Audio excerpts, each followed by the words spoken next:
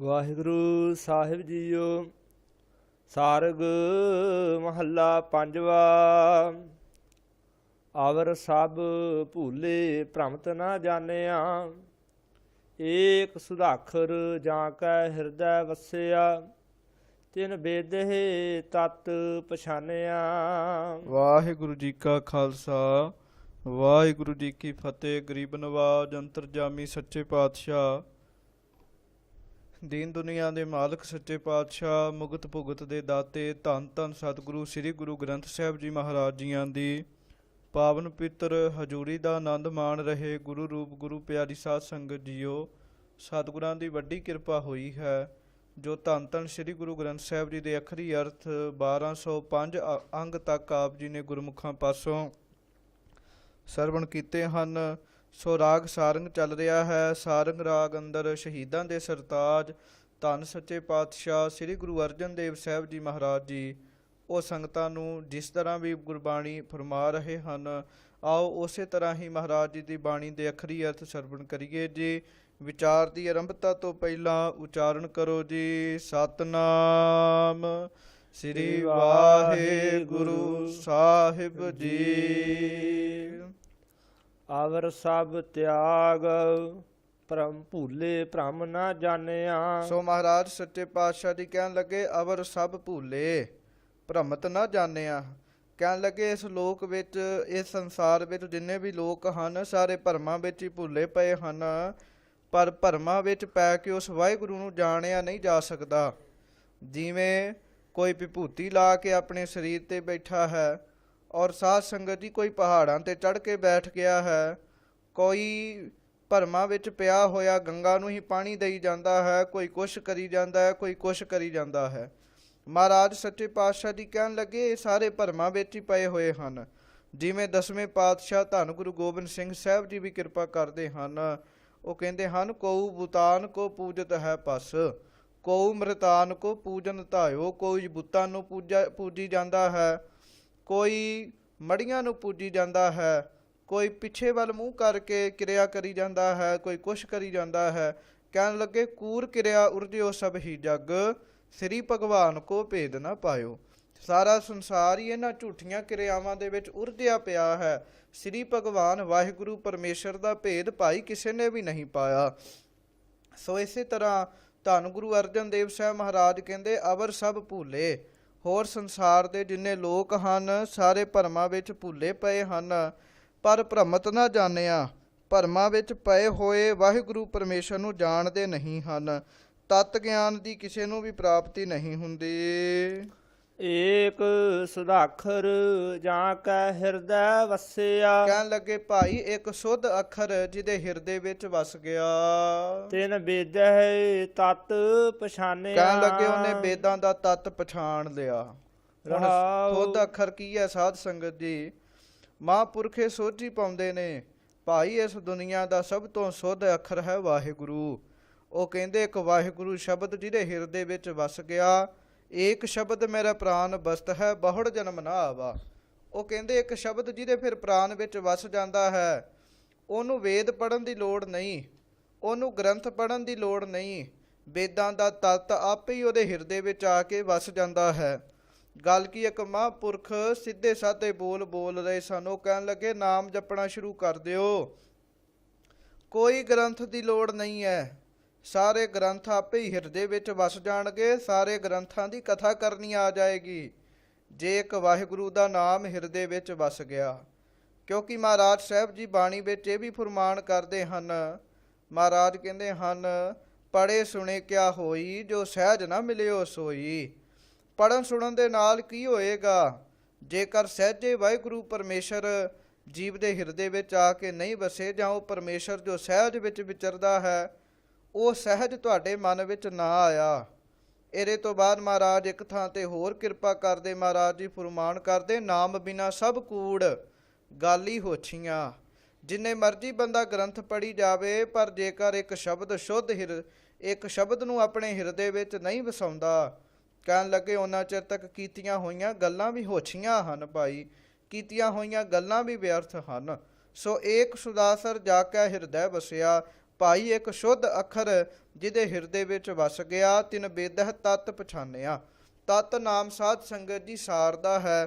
ਤਤ ਨਾਮ ਸ੍ਰੇਸ਼ਟ ਵਸਤੂ ਦਾ ਹੈ। ਜਿਵੇਂ ਦੁੱਧ ਦਾ ਤਤ ਅਸੀਂ ਘਿਓ ਨੂੰ ਮੰਨ ਲੈਂਦੇ ਹਾਂ, ਦੁੱਧ ਤੋਂ ਮਲਾਈ ਲੱਥੀ, ਉਹਨੂੰ ਰਿੜਕਿਆ ਗਿਆ, ਉਹਦਾ ਮੱਖਣ ਕੱਢ ਲਿੱਤਾ ਗਿਆ, ਗਾਂ ਮੱਖਣ ਤੋਂ ਵੀ ਗਾਂ ਉਹਦਾ ਫਿਰ ਘਿਓ ਬਣਾ ਲਿੱਤਾ ਜਾਂਦਾ ਹੈ। ਇਸੇ ਤਰ੍ਹਾਂ ਇਹ ਤਤ ਹੈ, ਭਾਵ ਅਸਲੀ ਚੀਜ਼, ਮੂਲ ਚੀਜ਼। ਮਹਾਰਾਜ ਕਹਿਣ ਲੱਗੇ ਉਹਨੇ ਹੀ ਇਸ ਤਤ ਨੂੰ ਪਛਾਣਿਆ ਹੈ, ਜਿਸ ਦੇ ਹਿਰਦੇ ਵਿੱਚ ਭਾਈ ਇੱਕ ਵਾਹਿਗੁਰੂ ਅੱਖਰ ਵਸਿਆ ਹੈ। ਪਰਵਿਰਤ ਮਾਰਗ ਜੇਤਾ ਕਿਛ ਹੋਈਐ। ਇਹਦੇ ਤੋਂ ਬਾਅਦ ਰਹਾਉ ਤੋਂ ਬਾਅਦ ਮਹਾਰਾਜ ਕਿਰਪਾ ਕਰਦੇ ਹਨ ਵਿਸ਼ਰਾਮ ਦੇ ਕੇ, ਭਾਈ ਪਰਵਿਰਤ ਮਾਰਗ ਜੇਤਾ ਕਿਛ ਹੋਈਐ। ਪਰਵਿਰਤ ਕਰਮ ਕਰਨ ਦੇ ਨਾਲ, ਬਾਹਰੀ ਕਰਮ ਕਰਨ ਦੇ ਨਾਲ ਜੋ ਕੁਝ ਵੀ ਹੁੰਦਾ ਹੈ, ਤੇਤਾ ਲੋਗ ਪਚਾਰਾ। ਉਹ ਤਾਂ ਸਾਰਾ ਮਹਾਰਾਜ ਕਹਿੰਦੇ ਲੋਕ ਵਿਖਾਵਾ ਹੀ ਹੈ, ਲੋਕਾਂ ਨੂੰ ਵਿਖਾਉਣ ਦੇ ਮਾਤਰ ਹੀ ਹੈ। ਅਸਲ ਵਿੱਚ ਜੀਵ ਦੇ ਅੰਦਰ ਕਿਸੇ ਵੀ ਪ੍ਰਕਾਰ ਦੇ ਨਾਲ ਪ੍ਰਗਾਸ ਨਹੀਂ ਹੁੰਦਾ, ਜੀਵ ਦੇ ਅੰਦਰ ਕਿਸੇ ਵੀ ਪ੍ਰਕਾਰ ਦੇ ਨਾਲ ਗਿਆਨ ਦਾ ਚਾਨਣਾ ਨਹੀਂ ਹੁੰਦਾ, ਕੇਵਲ ਬਾਹਰ ਲੋਕ ਵਿਖਾਵਾ ਹੀ ਰਹਿ ਜਾਂਦਾ ਹੈ। ਜਿਵੇਂ ਮਹਾਰਾਜ ਕਹਿੰਦੇ ਹਨ, ਕਰਮ ਧਰਮ ਪਾਖੰਡ ਜੋ ਦੀਸਹਿ ਤਿਨ ਜਮ ਜਾਗਾਤੀ ਲੂਟੈ। ਬਾਹਰੋਂ ਕਰਮ ਧਰਮ ਕਰਨ ਨਾਲ ਕੁਝ ਵੀ ਨਹੀਂ ਬਣਦਾ। ਮਹਾਰਾਜ ਕਹਿੰਦੇ ਲੋਕਾਂ ਨੂੰ ਵਿਖਾਉਣਾ ਹੈ, ਮੈਂ ਆਹ ਵੀ ਕੰਮ ਕਰਦਾ ਹਾਂ, ਮੈਂ ਆਹ ਵੀ ਕੰਮ ਕਰਦਾ ਹਾਂ, ਮੈਂ ਅੰਮ੍ਰਿਤ ਵੇਲੇ ਵੀ ਉੱਠਦਾ ਹਾਂ, ਵੇਖੋ ਮੈਂ ਸੇਵਾ ਵੀ ਕਰਦਾ ਹਾਂ, ਵੇਖੋ ਮੈਂ ਨਿਤਨੇਮ ਵੀ ਕਰਦਾ ਹਾਂ, ਮੈਂ ਸਭ ਕੁਝ ਕਰਦਾ ਹਾਂ। ਪਰ ਮਹਾਰਾਜ ਕਹਿੰਦੇ ਜੇ ਅੰਦਰ ਵਾਹਿਗੁਰੂ ਨਹੀਂ ਵਸਿਆ ਤਾਂ ਸਾਰਾ ਕੁਝ ਲੋਕ ਪਚਾਰਾ ਹੈ, ਲੋਕ ਵਿਖਾਵਾ ਹੈ, ਲੋਕਾਂ ਨੂੰ ਵਿਖਾਉਣ ਮਾਤਰ ਹੀ ਹੈ। ਜਾਓ ਲਓ ਹਿਰਦੈ ਨਹੀਂ ਪਰਗਾਸਾ। ਜਿੰਨਾ ਚਿਰ ਤੱਕ ਭਾਈ ਹਿਰਦੇ ਵਿੱਚ ਵਾਹਿਗੁਰੂ ਦੇ ਨਾਮ ਦਾ ਚਾਨਣ ਨਹੀਂ ਹੁੰਦਾ, ਤਾਉ ਲੋ ਅੰਧ ਅੰਧਾਰਾ। ਉਹਨਾਂ ਚਿਰ ਤੱਕ ਬੰਦਾ, ਮਹਾਰਾਜ ਗੁਰੂ ਅਰਜਨ ਸਾਹਿਬ ਕਹਿੰਦੇ, ਹਨੇਰੇ ਵਿੱਚ ਹੀ ਰਹਿੰਦਾ ਹੈ, ਅਗਿਆਨਤਾ ਦੇ ਹਨੇਰੇ ਵਿੱਚ ਰਹਿੰਦਾ ਹੈ। ਸਮਝ ਲੈਂਦਾ ਵੀ ਮੈਂ ਤੇ ਬੜਾ ਵੱਡਾ ਧਰਮੀ ਬਣ ਗਿਆ, ਮੈਂ ਤੇ ਬੜਾ ਵੱਡਾ ਸਿੱਧ ਪੁਰਸ਼ ਬਣ ਗਿਆ। ਪਰ ਮਹਾਰਾਜ ਕਹਿੰਦੇ ਜਿੰਨਾ ਚਿਰ ਤੱਕ ਗਿਆਨ ਦਾ ਚਾਨਣਾ ਨਹੀਂ ਹੁੰਦਾ, ਉਹਨਾਂ ਚਿਰ ਤੱਕ ਬੰਦਾ ਹਨੇਰੇ ਦੇ ਹਨੇਰੇ ਵਿੱਚ ਹੀ ਘੁੰਮਦਾ ਰਹਿੰਦਾ ਹੈ। ਜੈਸੇ ਧਰਤੀ ਸਾਧੈ ਬਹੁ ਵਿਦ, ਹਾਂਜੀ, ਬਿਨ ਬੀਜੈ ਨਹੀਂ ਜਾਮੈ। ਮਹਾਰਾਜ ਕਹਿਣ ਲੱਗੇ ਜਿਵੇਂ ਕੋਈ ਧਰਤੀ ਤੇ ਹਾਲੀ ਵਾਈ ਜਾਏ ਪਰ ਬੀਜ ਸੁੱਟੇ ਹੀ ਨਾ, ਤਾਂ ਉਹਦੀ ਮਿਹਨਤ ਸਾਧ ਸੰਗਤ ਜੀ ਵਿਅਰਥ ਹੋ ਜਾਂਦੀ ਹੈ। ਇਹ ਵੀ ਬਸ ਉਸੇ ਤਰ੍ਹਾਂ ਹੀ ਖੇਡ ਹੈ। ਮਹਾਰਾਜ ਕਹਿੰਦੇ ਜਿਵੇਂ ਭਾਈ ਧਰਤੀ ਨੂੰ ਕੋਈ ਸਾਧੀ ਜਾਵੇ, ਭਾਵ ਕਦੀ ਉਹਨੂੰ ਪਾਣੀ ਪਾਈ ਜਾਵੇ, ਫਿਰ ਕਦੀ ਉਹਨੂੰ ਸੁਕਾ ਲਵੇ, ਕਦੀ ਉਹਦੇ ਵਿੱਚ ਬਾਰ-ਬਾਰ ਹੱਲ ਵਾਈ ਜਾਏ, ਬਾਰ-ਬਾਰ ਕਿਆਰੀਆਂ ਬਣਾਈ ਜਾਵੇ। ਮਹਾਰਾਜ ਕਹਿੰਦੇ ਇਸ ਤਰ੍ਹਾਂ ਸਾਧੀ ਜਾਵੇ। ਪਰ ਕਹਿਣ ਲੱਗੇ ਜਿੰਨਾ ਚਿਰ ਤੱਕ ਬੀਜ ਨਹੀਂ ਪੈਂਦਾ, ਉਹਨਾਂ ਚਿਰ ਉਸ ਧਰਤੀ ਵਿੱਚੋਂ ਕੁਝ ਵੀ ਨਹੀਂ ਉੱਗਦਾ। ਰਾਮ ਨਾਮ ਬਿਨ ਮੁਕਤ ਨ ਹੋਈ ਹੈ, ਟੁਟੈ ਨਾਹੀ ਅਭਿਮਾਨੈ। ਇਸੇ ਤਰ੍ਹਾਂ ਮਹਾਰਾਜ ਕਹਿਣ ਲੱਗੇ ਆ ਸਰੀਰ ਹੈ, ਬੰਦਾ ਬਾਹਰੋਂ ਕਰਮ ਧਰਮ ਕਰੀ ਜਾਏ ਲੋਕਾਂ ਨੂੰ ਵਿਖਾਉਣ ਵਾਸਤੇ, ਜਿੰਨਾ ਮਰਜ਼ੀ ਸਰੀਰ ਨੂੰ ਇਸ਼ਨਾਨ ਕਰਾਈ ਜਾਵੇ, ਜਿੰਨਾ ਮਰਜ਼ੀ ਬਾਹਰੀ ਕੱਪੜੇ ਪਾ ਲਵੇ, ਜਿੰਨਾ ਮਰਜ਼ੀ ਸਰੀਰ ਨੂੰ ਸਵਾਰੇ, ਪਰ ਜਿੰਨਾ ਚਿਰ ਤੱਕ ਗੁਰ ਮੰਤਰ ਦਾ ਬੀਜ ਨਹੀਂ ਪਾਉਂਦਾ, ਉਹਨਾਂ ਚਿਰ ਤੱਕ ਕਹਿਣ ਲੱਗੇ ਇਹਨੂੰ ਸਰੂਪ ਦੀ ਪ੍ਰਾਪਤੀ ਨਹੀਂ ਹੋ ਸਕਦੀ। ਭਾਈ ਵਾਹਿਗੁਰੂ ਦੇ ਨਾਮ ਤੋਂ ਬਗੈਰ ਮੁਕਤੀ ਨਹੀਂ ਪਾਈ ਜਾਂਦੀ।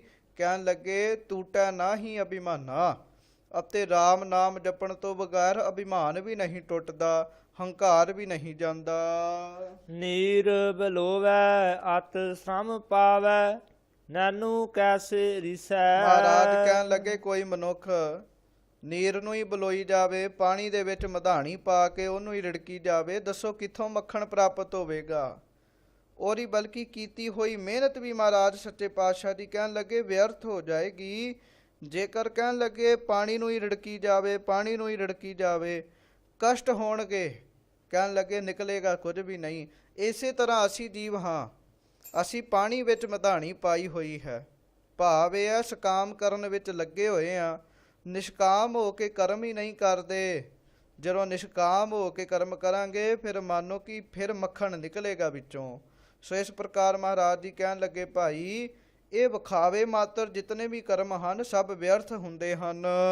ਬਿਨ ਗੁਰ ਭੇਟੇ ਮੁਕਤ ਨਾ ਕਾਹੂ, ਮਿਲਤ ਨਹੀਂ ਜਗਦੀਸੈ। ਸੋ ਮਹਾਰਾਜ ਕਹਿੰਦੇ ਜਿੰਨਾ ਚਿਰ ਤੱਕ ਮਨੁੱਖ ਗੁਰੂ ਨੂੰ ਨਹੀਂ ਮਿਲਦਾ ਮੁਕਤੀ ਨਹੀਂ ਹੁੰਦੀ। ਔਰ ਕਹਿਣ ਲੱਗੇ ਮਿਲਤ ਨਹੀਂ ਜਗਦੀਸੈ, ਕਹਿਣ ਲੱਗੇ ਉਹਨਾਂ ਚਿਰ ਤੱਕ ਜਗਤ ਦਾ ਈਸ਼ਵਰ ਮਾਲਕ ਵਾਹਿਗੁਰੂ ਦੀ ਪ੍ਰਾਪਤੀ ਵੀ ਉਹਨਾਂ ਚਿਰ ਤੱਕ ਨਹੀਂ ਹੁੰਦੀ ਜਿੰਨਾ ਚਿਰ ਤੱਕ ਮਨੁੱਖ ਸਤਿਗੁਰਾਂ ਦੀ ਸੰਗਤ ਵਿੱਚ ਨਹੀਂ ਆਉਂਦਾ। ਖੋਜਤ ਖੋਜਤ ਇਹ ਵਿਚਾਰਿਓ ਸਰਬ ਸੁਖਾ ਹਰ ਨਾਮਾ। ਖੋਜਦਿਆਂ ਵਿਚਾਰ ਕਰਦਿਆਂ ਧੰਨ ਗੁਰੂ ਅਰਜਨ ਦੇਵ ਸਾਹਿਬ ਮਹਾਰਾਜ ਕਹਿੰਦੇ ਭਾਈ ਅਸੀਂ ਇਸ ਗੱਲ ਦੀ ਵਿਚਾਰ ਕੀਤੀ ਹੈ। ਮਹਾਰਾਜ ਕੀ ਵਿਚਾਰ ਕੀਤੀ ਹੈ? ਭਾਈ ਸਰਬ ਸੁਖਾ ਹਰ ਨਾਮਾ, ਸਾਰੇ ਸੁਖ ਵਾਹਿਗੁਰੂ ਦੇ ਨਾਮ ਵਿੱਚ ਹਨ। ਕਹੋ ਨਾਨਕ ਤਿਸ ਭਇਓ ਪ੍ਰਾਪਤ ਜਾਂ ਕੈ ਲੇਖ ਮਥਾਮਾ। ਮਹਾਰਾਜ ਜੀ ਫਿਰ ਇਹ ਨਾਮ ਕਿਹਨੂੰ ਪ੍ਰਾਪਤ ਹੁੰਦਾ ਹੈ? ਧੰਨ ਗੁਰੂ ਅਰਜਨ ਸਾਹਿਬ ਕਹਿਣ ਲੱਗੇ ਨਾਮ ਦੀ ਦਾਤ ਉਹਨੂੰ ਮਿਲਦੀ ਹੈ ਭਾਈ ਜਿਹਦੇ ਲੇਖ ਧੁਰੋਂ ਲਿਖੇ ਹੋਏ ਹਨ। ਜਾ ਕੈ ਲੇਖ ਮਥਾਮਾ, ਜਿਹਦੇ ਮੱਥੇ ਦੇ ਚੰਗੇ ਲੇਖ ਹਨ ਉਹੋ ਹੀ ਵਾਹਿਗੁਰੂ ਦੇ ਨਾਮ ਜਪਦਾ ਹੈ।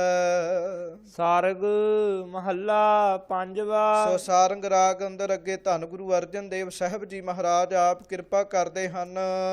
ਆਨ ਦਿਨ RAM ਕੇ ਗੁਣ ਕਹੀਐ। ਭਾਈ ਦਿਨ ਹੋਵੇ ਰਾਤ ਹੋਵੇ RAM ਦੇ ਗੁਣਾਂ ਨੂੰ ਕਹਿਣਾ ਕਰੋ, ਉਹਦੇ ਗੁਣ ਜਪਣਾ ਕਰੋ। ਵਾਹਿਗੁਰੂ ਵਾਹਿਗੁਰੂ ਵਾਹਿਗੁਰੂ ਵਾਹਿਗੁਰੂ। ਮਹਾਰਾਜ ਕਹਿੰਦੇ ਦਿਨੇ ਰਾਤ ਲੱਗੇ ਰਹੋ, ਵਾਹਿਗੁਰੂ ਜੀ ਦੇ ਗੁਣ ਗਾਉਂਦੇ ਰਹੋ। ਸਗਲ ਪਦਾਰਥ ਸਰਬ ਸੁਖ ਸਿੱਧ। ਮਹਾਰਾਜ ਕੀ ਪ੍ਰਾਪਤ ਕੀ ਹੋਏਗਾ? ਕਹਿਣ ਲੱਗੇ ਦੁਨੀਆ ਦੇ ਸਾਰੇ ਪਦਾਰਥ ਤੁਹਾਨੂੰ ਪ੍ਰਾਪਤ ਹੋ ਜਾਣਗੇ। 4 ਪ੍ਰਕਾਰ ਦੇ ਪਦਾਰਥ ਹਨ ਜਿਹੜੇ ਸਾਧ ਸੰਗਤ ਦੀ ਧਰਮ ਦੇ ਰਾਹ ਤੇ ਚੱਲਦਿਆਂ ਨਾਮ ਜਪਦਿਆਂ ਪ੍ਰਾਪਤ ਹੁੰਦੇ ਹਨ। ਉਹਨਾਂ ਵਿੱਚੋਂ ਹੈ ਪਹਿਲਾ ਧਰਮ, ਅਰਥ, ਕਾਮ, ਮੋਖ। ਇਹ 4 ਪ੍ਰਕਾਰ ਦੇ ਪਦਾਰਥ ਹਨ ਜਿਹਨੂੰ ਗੁਰੂ ਅਰਜਨ ਦੇਵ ਸਾਹਿਬ ਮਹਾਰਾਜ ਆਪਣੀ ਬਾਣੀ ਵਿੱਚ ਫੁਰਮਾਨ ਕਰਦੇ ਹਨ। 4 ਪਦਾਰਥ ਜੇ ਕੋ ਮੰਗੈ ਸਾਧ ਜਨਾ ਕੀ ਸੇਵਾ ਲੱਗੈ। ਸੋ ਗੁਰੂ ਅਰਜਨ ਦੇਵ ਸਾਹਿਬ ਮਹਾਰਾਜ ਕਹਿਣ ਲੱਗੇ ਉਹ 4 ਪਦਾਰਥ ਦੇ ਅੰਦਰ ਧਰਮ ਆ ਜਾਏਗਾ, ਅਰਥ ਮਾਇਆ ਦੀ ਕਮੀ ਕੋਈ ਨਹੀਂ ਰਹੇਗੀ ਨਾਮ ਜਪਿਆਂ। ਇਹਦੇ ਤੋਂ ਬਾਅਦ ਕਾਮ, ਕਾਮ ਦਾ ਭਾਵ ਹੈ ਕਾਮਨਾਵਾਂ ਪੂਰੀਆਂ ਹੋ ਜਾਣਗੀਆਂ। ਮੁਕਤ ਭਾਵ ਨਾਮ ਜਪਿਆਂ ਮੁਕਤੀ ਵੀ ਪ੍ਰਾਪਤ ਹੋ ਜਾਏਗੀ। ਇਸ ਤਰ੍ਹਾਂ ਕਹਿਣ ਲੱਗੇ ਇਹ 4 ਪਦਾਰਥ ਮਿਲਦੇ ਹਨ। ਇਹਦੇ ਤੋਂ ਬਾਅਦ ਮਹਾਰਾਜ ਕਹਿੰਦੇ ਸਗਲ ਪਦਾਰਥ ਸਰਬ ਸੁਖ ਸਿੱਧ, ਸਾਰੇ ਪ੍ਰਕਾਰ ਦੇ ਸੁੱਖ ਵੀ ਜੀਵਨ ਵਿੱਚ ਆ ਜਾਣਗੇ। 84 ਸਿੱਧ ਹਨ ਜਿਹੜੇ ਸਿੱਧੀਆਂ ਪ੍ਰਾਪਤ ਕਰਨਾ ਚਾਹੁੰਦੇ ਹਨ। ਸਿੱਧੀਆਂ ਪ੍ਰਾਪਤ ਕਰਨ ਵਾਸਤੇ ਪਹਾੜਾਂ ਤੇ ਬੈਠੇ ਹਨ। ਮਹਾਰਾਜ ਕਹਿਣ ਲੱਗੇ ਭਾਈ ਉਹ ਸਿੱਧੀਆਂ ਵੀ ਤੁਹਾਨੂੰ ਪ੍ਰਾਪਤ ਹੋ ਜਾਣਗੀਆਂ। ਮਨ ਬਾਂਛਤ ਫਲ ਲਹੀਐ। ਇਹਦੇ ਤੋਂ ਬਾਅਦ ਤੁਹਾਡੇ ਮਨ ਨੂੰ ਜਿਹੜਾ ਫਲ ਚਾਹੀਦਾ ਹੈ ਕਹਿਣ ਲੱਗੇ ਉਹ ਫਲ ਤੁਹਾਨੂੰ ਪ੍ਰਾਪਤ ਹੋਏਗਾ। ਗੱਲ ਤੇ ਸੌਖੀ ਹੈ ਪਰ ਇਹ ਸੌਖਾ ਕੰਮ ਕੋਈ ਕਰਦਾ ਨਹੀਂ। ਔਖੇ ਕੰਮ ਕਰਨ ਨੂੰ ਹਰ ਕੋਈ ਤਿਆਰ ਹੈ। ਗੁਰੂ ਸਾਹਿਬ ਨੇ ਤੇ ਸੌਖਾ ਮਾਰਗ ਦੱਸਿਆ ਭਾਈ ਰਾਤ ਦਿਨ ਵਾਹਿਗੁਰੂ ਦੇ ਗੁਣ ਗਾਈ ਜਾਓ। ਵਾਹਿਗੁਰੂ ਵਾਹਿਗੁਰੂ ਵਾਹਿਗੁਰੂ ਵਾਹਿਗੁਰੂ ਜਪੀ ਜਾਓ। ਦੁਨੀਆ ਦਾ ਐਸਾ ਕੋਈ ਵੀ ਪਦਾਰਥ ਨਹੀਂ ਹੈ, ਇਹੋ ਜਿਹਾ ਕੋਈ ਵੀ ਸੁੱਖ ਨਹੀਂ ਹੈ ਭਾਈ ਜਿਹੜਾ ਤੁਹਾਨੂੰ ਨਹੀਂ ਮਿਲੇਗਾ। ਰਹਾਉ ਵਿਸਰਾਮ ਦੇ ਕੇ ਮਹਾਰਾਜ ਕਿਰਪਾ ਕਰਦੇ ਹਨ। ਆਵਹੁ ਸੰਤ ਪ੍ਰਾਨ ਸੁਖ ਦਾਤੇ। ਹਾਂਜੀ ਸਿਮਰਹਿ ਪ੍ਰਭ ਅਬਿਨਾਸੀ। ਸੋ ਇਸ ਪ੍ਰਕਾਰ ਮਹਾਰਾਜ ਫਿਰ ਸੰਤਾਂ ਨੂੰ ਆਵਾਜ਼ ਮਾਰਦੇ ਹਨ, ਕਹਿੰਦੇ ਹਨ ਆਓ ਸੰਤੋ ਆਓ, ਜਿਹੜਾ ਸਾਡੇ ਪ੍ਰਾਣਾਂ ਨੂੰ ਸੁੱਖ ਦੇਣ ਵਾਲਾ ਵਾਹਿਗੁਰੂ ਹੈ, ਜਿਹੜਾ ਅਬਿਨਾਸੀ ਹੈ, ਕਹਿਣ ਲੱਗੇ ਉਹਨੂੰ ਸਿਮਰਨਾ ਕਰੀਏ। ਅਨਾਥੈ ਨਾਥ ਦੀਨ ਦੁਖ ਭੰਜਨ ਪੂਰ ਰਹਿਓ ਘਟ ਵਾਸੀ। ਸੰਤ ਪੁੱਛਦੇ ਗੁਰੂ ਅਰਜਨ ਦੇਵ ਸਾਹਿਬ ਜੀ ਉਸ ਵਾਹਿਗੁਰੂ ਦੀ ਸਿਫਤ ਤਾਂ ਦੱਸੋ।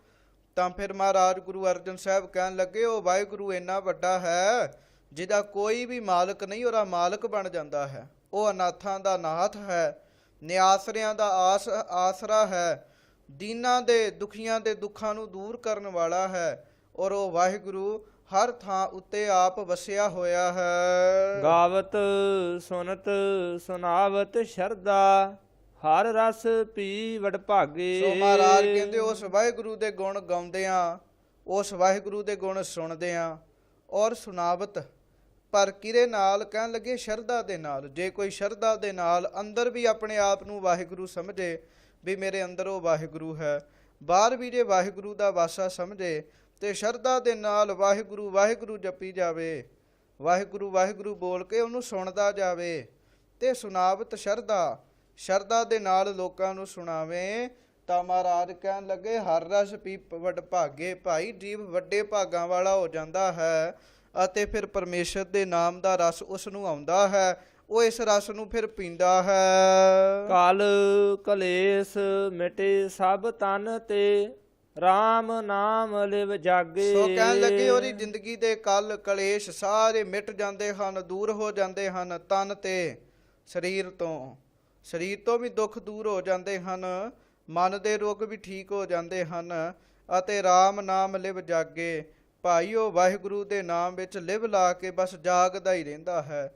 ਇਹ ਨਹੀਂ ਵੀ ਉਹਨੂੰ ਨੀਂਦ ਨਹੀਂ ਆਉਂਦੀ, ਨੀਂਦ ਤਾਂ ਆਉਂਦੀ ਹੈ, ਪਰ ਉਹ ਜਾਗਰਤ ਅਵਸਥਾ ਵਿੱਚ ਰਹਿੰਦਾ ਹੈ। ਭਾਈ ਉਹ ਗਿਆਨ ਦੇ ਵਿੱਚ ਜਾਗਦਾ ਹੈ। ਕਾਮ ਕ੍ਰੋਧ ਝੂਠ ਤਜ ਨਿੰਦਾ, ਹਰ ਸਿਮਰਨ ਬੰਧਨ ਟੂਟੇ। ਸੋ ਕਹਿਣ ਲੱਗੇ ਜਿਹੜੇ ਗੁਰਮੁਖਾਂ ਨੇ ਕਾਮ ਨੂੰ ਛੱਡ ਦਿੱਤਾ ਹੈ, ਕ੍ਰੋਧ ਨੂੰ, ਗੁੱਸੇ ਨੂੰ ਦੂਰ ਕਰ ਦਿੱਤਾ ਹੈ, ਝੂਠ ਬੋਲਣਾ ਛੱਡ ਦਿੱਤਾ ਹੈ, ਕਾਮ ਕ੍ਰੋਧ ਝੂਠ ਤਜ ਨਿੰਦਾ, ਅਤੇ ਐਵੇਂ ਜੀਵਾਂ ਦੀ ਨਿੰਦਾ ਕਰੀ ਜਾਣੀ ਜੀ।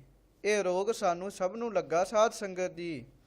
ਨਾ ਅਸੀਂ ਜਾਣਦੇ ਹੁੰਨੇ ਆ, ਨਾ ਅਸੀਂ ਪਛਾਣਦੇ ਹੁੰਦੇ, ਬਸ ਐਵੇਂ ਹੀ ਨਿੰਦਾ ਕਰੀ ਜਾਂਦੇ ਆ। ਕੰਮ ਵੀ ਕੋਈ ਨਹੀਂ, ਨਾ ਸਾਡੇ ਕੀਤਿਆਂ ਕੁਝ ਬਾਣੀ ਜਾਣਾ ਹੈ, ਪਰ ਫਿਰ ਵੀ ਬੰਦਾ ਨਿੰਦਾ ਕਰੀ ਜਾਂਦਾ ਹੈ। ਮਹਾਰਾਜ ਕਹਿੰਦੇ ਜਿਹੜੇ ਗੁਰਮੁਖ ਆਪਣੇ ਜੀਵਨ ਵਿੱਚੋਂ ਕਾਮ ਨੂੰ, ਕ੍ਰੋਧ ਨੂੰ, ਝੂਠ ਨੂੰ, ਨਿੰਦਾ ਨੂੰ ਛੱਡ ਕੇ ਵਾਹਿਗੁਰੂ ਦੇ ਸਿਮਰਨ ਵਿੱਚ ਲੱਗ ਜਾਂਦੇ ਹਨ, ਵਾਹਿਗੁਰੂ ਵਾਹਿਗੁਰੂ ਜਪਦੇ ਹਨ, ਕਹਿਣ ਲੱਗੇ ਉਹਨਾਂ ਦੇ ਫਿਰ ਸਭ ਪ੍ਰਕਾਰ ਦੇ ਬੰਧਨ ਟੁੱਟ ਜਾਂਦੇ ਹਨ।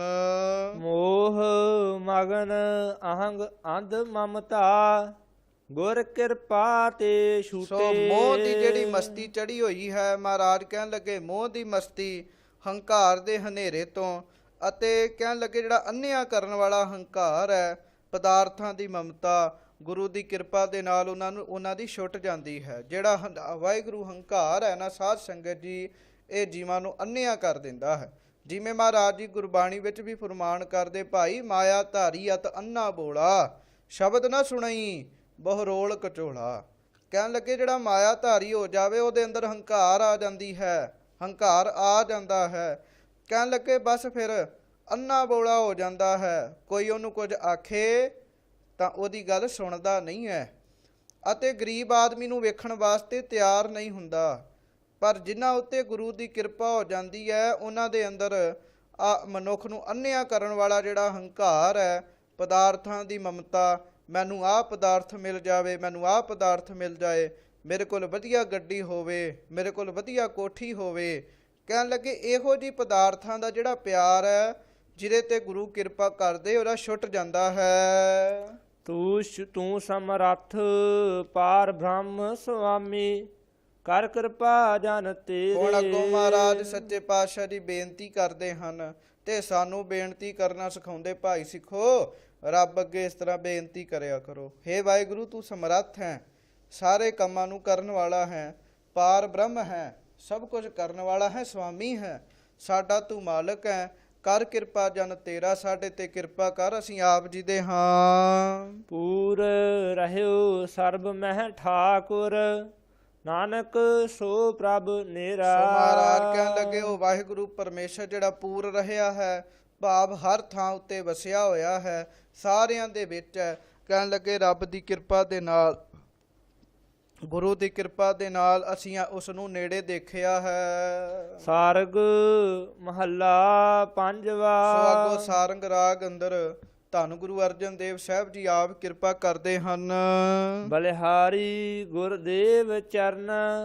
ਸੋ ਮਹਾਰਾਜ ਕਿਰਪਾ ਕਰਦੇ, ਕਹਿਣ ਲੱਗੇ ਭਾਈ ਮੈਂ ਸਤਿਗੁਰੂ ਗੁਰੂ ਰਾਮਦਾਸ ਸਾਹਿਬ ਮਹਾਰਾਜ ਜਿਹੜੇ ਮੇਰੇ ਗੁਰਦੇਵ ਹਨ, ਉਹਨਾਂ ਦੇ ਚਰਨਾਂ ਤੋਂ ਬਲਿਹਾਰ ਜਾਂਦਾ ਹਾਂ। ਬਲਿਹਾਰ ਜਾਣਾ ਕੀ ਹੁੰਦਾ ਸਾਧ ਸੰਗਤ ਜੀ? ਆਪਾਂ ਕੁਰਬਾਨ ਕਰ ਦੇਣਾ। ਭਾਵ ਇਹ ਹੈ ਗੁਰੂ ਦੇ ਚਰਨਾਂ ਅੱਗੇ ਮੇਰੀ ਆਪਣੀ ਕੋਈ ਵੀ ਮੱਤ ਨਹੀਂ ਹੈ। ਜਿਵੇਂ ਮੇਰਾ ਗੁਰੂ ਕਹਿੰਦਾ ਹੈ ਮੈਂ ਉਸੇ ਤਰ੍ਹਾਂ ਹੀ ਕਰਮ ਕਰਦਾ ਹਾਂ। ਧੰਨ ਗੁਰੂ ਅਰਜਨ ਦੇਵ ਸਾਹਿਬ ਕਹਿਣ ਲੱਗੇ ਮੈਂ ਆਪਣੇ ਗੁਰਾਂ ਦੇ ਚਰਨਾਂ ਤੋਂ ਬਲਿਹਾਰ ਜਾਂਦਾ ਹਾਂ। ਜਾ ਕੈ ਸੰਗ ਪਾਰ ਬ੍ਰਹਮ ਧਿਆਈ। ਭਾਈ ਜਿਨ੍ਹਾਂ ਦੇ ਸੰਗ ਕਰਕੇ, ਜਿਨ੍ਹਾਂ ਦੇ ਨਾਲ ਬੈਠ ਕੇ ਪਾਰ ਬ੍ਰਹਮ ਵਾਹਿਗੁਰੂ ਨੂੰ ਧਿਆਈਦਾ ਹੈ। ਉਪਦੇਸ਼ ਹਮਾਰੀ ਗਤ ਕਰਨ। ਕਹਿਣ ਲੱਗੇ ਅਤੇ ਜਿਨ੍ਹਾਂ ਦੀਆਂ ਗੱਲਾਂ ਸਾਡੀ ਗਤੀ ਕਰਨ ਦੀ ਸਮਰੱਥਾ ਰੱਖਦੀਆਂ ਹਨ। ਭਾਵ ਜਿਸ ਗੁਰੂ ਦਾ ਉਪਦੇਸ਼ ਕਹਿਣ ਲੱਗੇ ਸਾਡੀ ਗਤੀ ਕਰ ਲੈਂਦਾ ਹੈ। ਗੱਲ ਤੇ ਸੱਚੀ ਹੈ, ਗੁਰੂ ਦਾ ਉਪਦੇਸ਼ ਬੰਦੇ ਦੀ ਗਤੀ ਕਰ ਸਕਦਾ ਹੈ। ਪਰ ਜੇ ਬੰਦਾ ਗੁਰੂ ਦਾ ਉਪਦੇਸ਼ ਕਮਾ ਲਵੇ, ਗੱਲ ਇਹ ਅਸੀਂ ਉਪਦੇਸ਼ ਕਮਾਉਂਦੇ ਨਹੀਂ, ਗੁਰੂ ਦੀ ਕਹੀ ਹੋਈ ਗੱਲ ਨੂੰ ਮੰਨਦੇ ਨਹੀਂ। ਗੱਲ ਨਾ ਮੰਨਣ ਕਰਕੇ ਸਾਡਾ ਇਹ ਹਾਲ ਹੁੰਦਾ ਹੈ। ਕਹਿਣ ਲੱਗੇ ਅਸੀਂ ਜਿਸ ਗੁਰੂ ਦੇ ਸੰਗਤ ਕਰਕੇ ਵਾਹਿਗੁਰੂ ਨੂੰ ਧਿਆਈਦਾ ਹੈ, ਭਾਈ ਜਿਸ ਗੁਰੂ ਦਾ ਉਪਦੇਸ਼ ਸਾਡੀ ਗਤੀ ਕਰਦਾ ਹੈ, ਮੈਂ ਆਪਣੇ ਐਸੇ ਸਤਿਗੁਰੂ ਗੁਰੂ ਰਾਮਦਾਸ ਸਾਹਿਬ ਜੀ ਤੋਂ ਬਲਿਹਾਰੀ ਜਾਂਦਾ ਹਾਂ। ਰਹਾਉ। ਵਿਸ਼ਰਾਮ ਦੇ ਕੇ ਧੰਨ ਗੁਰੂ ਅਰਜਨ ਦੇਵ ਸਾਹਿਬ ਜੀ ਕਿਰਪਾ ਕਰਦੇ ਹਨ। ਦੁਖ ਰੋਗ ਭੈ ਸਗਲ ਬਿਨਾਸੇ, ਜੋ ਆਵੈ ਹਰ ਸੰਤ ਸਰਣ। ਸੋ ਮਹਾਰਾਜ ਕਹਿਣ ਲੱਗੇ ਭਾਈ ਜਿਹੜੇ ਸੰਤਾਂ ਦੀ ਸ਼ਰਨ ਵਿੱਚ ਆ ਜਾਂਦੇ ਹਨ, ਉਹਨਾਂ ਦੇ ਦੁੱਖ, ਉਹਨਾਂ ਦੇ ਰੋਗ ਅਤੇ ਜਮਾਂ ਦਾ ਭੈ, ਹੋਰ ਸਾਰੇ ਪ੍ਰਕਾਰ ਦੇ ਭੈ ਡਰ ਕਹਿਣ ਲੱਗੇ ਉਹਨਾਂ ਦੇ ਨਾਸ਼ ਹੋ ਜਾਂਦੇ ਹਨ। ਆਪ ਜਪੈ ਅਵਰਹਿ ਨਾਮ ਜਪਾਵੈ, ਵੱਡ ਸਮਰੱਥ ਤਾਰਨ ਤਰਨ। ਕਹਿਣ ਲੱਗੇ ਸੰਤ ਜਨ ਵੱਡੇ ਭਾਗਾਂ ਵਾਲੇ ਹਨ, ਵੱਡੇ ਸਮਰੱਥ ਹਨ, ਕਿਸੇ ਨੂੰ ਤਾਰਨ ਦੀ ਸਮਰੱਥਾ ਰੱਖਦੇ ਹਨ। ਕਿਵੇਂ? ਕਹਿਣ ਲੱਗੇ ਆਪ ਤਾਂ ਵਾਹਿਗੁਰੂ ਵਾਹਿਗੁਰੂ ਵਾਹਿਗੁਰੂ ਵਾਹਿਗੁਰੂ ਪਰਮੇਸ਼ਰ ਦਾ ਨਾਮ ਜਪਦੇ ਹਨ, ਦੂਜਿਆਂ ਨੂੰ ਵੀ ਜਪਾਉਂਦੇ ਹਨ। ਭਾਈ ਤੁਸੀਂ ਵੀ ਜਪਿਆ ਕਰੋ ਵਾਹਿਗੁਰੂ। ਕਹਿਣ ਲੱਗੇ ਸ਼ੁਭ ਉਪਦੇਸ਼ ਦਿੰਦੇ ਹਨ, ਵੱਡੇ ਸਮਰੱਥ ਹਨ, ਭਾਈ ਤਾਰਨ ਦੇ ਸਮਰੱਥ ਹਨ। ਜਾ ਕੋ ਮੰਤਰ ਉਤਾਰੈ ਸਹਸਾ। ਕਹਿਣ ਲੱਗੇ ਜਿਨ੍ਹਾਂ ਦਾ ਮੰਤਰ, ਭਾਵ ਜਿਨ੍ਹਾਂ ਦਾ ਦਿੱਤਾ ਹੋਇਆ ਉਪਦੇਸ਼, ਜਿਨ੍ਹਾਂ ਦਾ ਬਖਸ਼ਿਆ ਹੋਇਆ ਮੰਤਰ, ਸਾਨੂੰ ਕਿਹੜਾ ਗੁਰੂ ਨੇ ਮੰਤਰ ਦਿੱਤਾ ਹੈ? ਸਾਨੂੰ ਸਤਿਗੁਰਾਂ ਨੇ ਮੰਤਰ ਦਿੱਤਾ ਹੈ ਵਾਹਿਗੁਰੂ। ਵਾਹਿਗੁਰੂ ਗੁਰ ਮੰਤਰ ਹੈ, ਜਪ ਹਉਮੈ ਖੋਈ। ਕਹਿਣ ਲੱਗੇ ਜਿਨ੍ਹਾਂ ਦਾ ਮੰਤਰ ਸਭ ਪ੍ਰਕਾਰ ਦੇ ਸੰਸ਼ੇ ਉਤਾਰ ਦਿੰਦਾ ਹੈ। ਊਣੇ ਕਉ ਸੁਭਰ ਭਰਨ। ਅਤੇ ਸਾਧ ਸੰਗਤ ਜੀ ਸਤਿਗੁਰਾਂ ਦਾ ਮੰਤਰ ਇੰਨੀ ਵੱਡੀ ਸਮਰੱਥਾ ਰੱਖਦਾ ਹੈ, ਜਿਹੜੇ ਊਣੇ ਹਨ, ਖਾਲੀ ਹਨ, ਉਹਨਾਂ ਨੂੰ ਵੀ ਲਬਾਲਬ ਭਰ ਦਵੇ। ਭਾਵ ਇਹ ਹੈ ਜਿਹੜੇ ਗੁਰੂ ਦੇ ਮੰਤਰ ਦੀ ਕਮਾਈ ਕਰ ਲੈਂਦੇ ਹਨ। ਕਮਾਈ ਕਰਨੀ ਪੈਂਦੀ ਹੈ, ਲੱਗਣਾ ਪੈਂਦਾ ਹੈ। ਕੋਈ ਕਰ ਲਵੇ ਸਹੀ, ਉਹਨੂੰ ਆਪੇ ਹੀ ਪਤਾ ਲੱਗ ਜਾਂਦਾ ਹੈ। ਹੁਣ ਇਹ ਸਾਰੀਆਂ ਗੱਲਾਂ ਗੁਰਬਾਣੀ ਵਿੱਚ ਹੀ ਮਹਾਰਾਜ ਸੱਚੇ ਪਾਤਸ਼ਾਹ ਨੇ ਲਿਖੀਆਂ ਹਨ। ਮਹਾਰਾਜ ਕਹਿੰਦੇ ਊਣਾ ਹੋਵੇ, ਖਾਲੀ ਹੋਵੇ, ਨਾ ਉਹਦੇ ਕੋਲ ਪੈਸੇ ਹੋਣ। ਕਹਿਣ ਲੱਗੇ ਜੇ ਪੈਸੇ ਨਹੀਂ ਤਾਂ ਪੈਸਿਆਂ ਨਾਲ ਲਬਾਲਬ ਭਰ ਜਾਏਗਾ। ਊਣਾ ਜੇ ਭਾਵ ਔਗੁਣ ਹਨ, ਗੁਣਾ ਪਾਸੋਂ ਖਾਲੀ ਹੈ।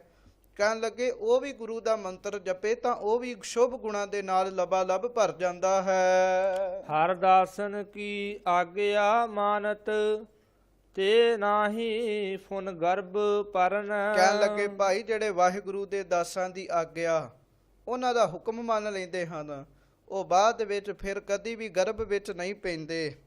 ਭਾਵ ਇਹ ਹੈ 84 ਲੱਖ ਜੂਨਾਂ ਦਾ ਚੱਕਰ ਉਹਨਾਂ ਦਾ ਛੁੱਟ ਜਾਂਦਾ ਹੈ।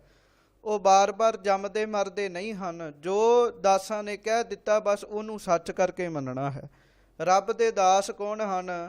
ਰੱਬ ਦੇ ਦਾਸ ਹਨ ਸੰਤ ਜਨ, ਜਿਹੜੇ ਉਹਦੇ ਉੱਤੇ ਆਸ ਰੱਖਦੇ ਹਨ।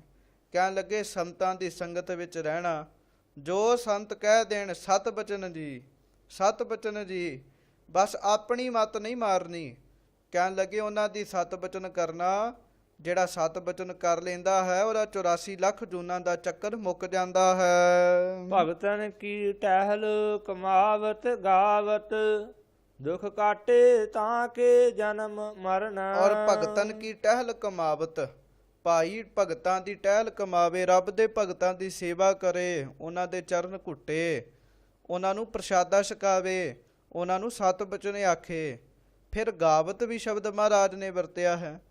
ਭਾਈ ਭਗਤਾਂ ਦੀ ਸੇਵਾ ਕਰਦਿਆਂ ਕਰਦਿਆਂ ਨਾਲ ਵਾਹਿਗੁਰੂ ਦੇ ਗੁਣ ਵੀ ਗਾਵੇ। ਕਹਿਣ ਲੱਗੇ ਦੁੱਖ ਕਾਟੇ ਤਾਂ ਕਿ ਜਨਮ ਮਰਨ, ਕੰਮ ਤੇ ਥੋੜਾ ਹੈ, ਪਰ ਮਹਾਰਾਜ ਕਹਿਣ ਲੱਗੇ ਜਨਮਾਂ ਜਨਮਾਂਤਰਾਂ ਦੇ ਦੁੱਖ ਫਿਰ ਵਾਹਿਗੁਰੂ ਜੀ ਉਹਨਾਂ ਦੇ ਕੱਟ ਦਿੰਦਾ ਹੈ। ਜਾ ਕਉ ਭਇਓ ਕਿਰਪਾਲ ਬੀਠਲਾ। ਸੋ ਭਾਈ ਜਿਨ੍ਹਾਂ ਉੱਤੇ ਕਿਰਪਾਲੂ ਵਾਹਿਗੁਰੂ ਪਰਮੇਸ਼ਰ ਬੀਠਲ ਰੂਪ ਜੋ ਹੈ, ਉਹ ਜਿਹਦੇ ਉੱਤੇ ਕਿਰਪਾ ਕਰ ਦਵੇ, ਤਿਨ ਹਰ ਹਰ ਅਜਰ ਜਰਨ। ਉਹ ਕਹਿਣ ਲੱਗੇ ਫਿਰ ਵਾਹਿਗੁਰੂ ਵਾਹਿਗੁਰੂ ਜਪਦਿਆਂ ਜਪਦਿਆਂ ਅਜਰ ਚੀਜ਼ਾਂ ਨੂੰ ਜਰ ਲੈਂਦਾ ਹੈ। ਭਾਵ ਕੀ ਹੈ ਇਹਦਾ? ਮਹਾਰਾਜ ਨੇ ਬਾਣੀ 'ਚ ਵੀ ਆਖਿਆ ਸਾਧੂ ਕੈ ਸੰਗ ਅਜਰ ਸਹੈ। ਇਹਦਾ ਭਾਵ ਇਹ ਹੈ ਵੀ ਨਾਮ ਜਪਦਿਆਂ ਜਪਦਿਆਂ ਬਹੁਤ ਸਾਰੀਆਂ ਗੱਲਾਂ ਐਸੀਆਂ ਹਨ ਜਿਹੜੀਆਂ ਜੀਵ ਵਿੱਚ ਆ ਜਾਂਦੀਆਂ ਹਨ। ਜਿਵੇਂ ਵਾਕ ਸਿੱਧੀ ਆ ਜਾਂਦੀ ਹੈ, ਜਿਹੜੇ ਜੀਵ ਨਾਮ ਜਪਦੇ ਹਨ, ਜਦੋਂ ਉਹ ਕੁਝ ਵੀ ਬੋਲਦੇ ਹਨ ਤਾਂ ਉਹਨਾਂ ਦੀਆਂ ਕਈਆਂ ਹੋਈਆਂ ਗੱਲਾਂ ਸੱਚੀਆਂ ਹੋਣ ਲੱਗ ਪੈਂਦੀਆਂ ਹਨ। ਫਿਰ ਅੰਤਰਜਾਮਤਾ ਆ ਜਾਂਦੀ ਹੈ। ਅੰਤਰਜਾਮਤਾ ਕੀ ਹੁੰਦੀ ਹੈ?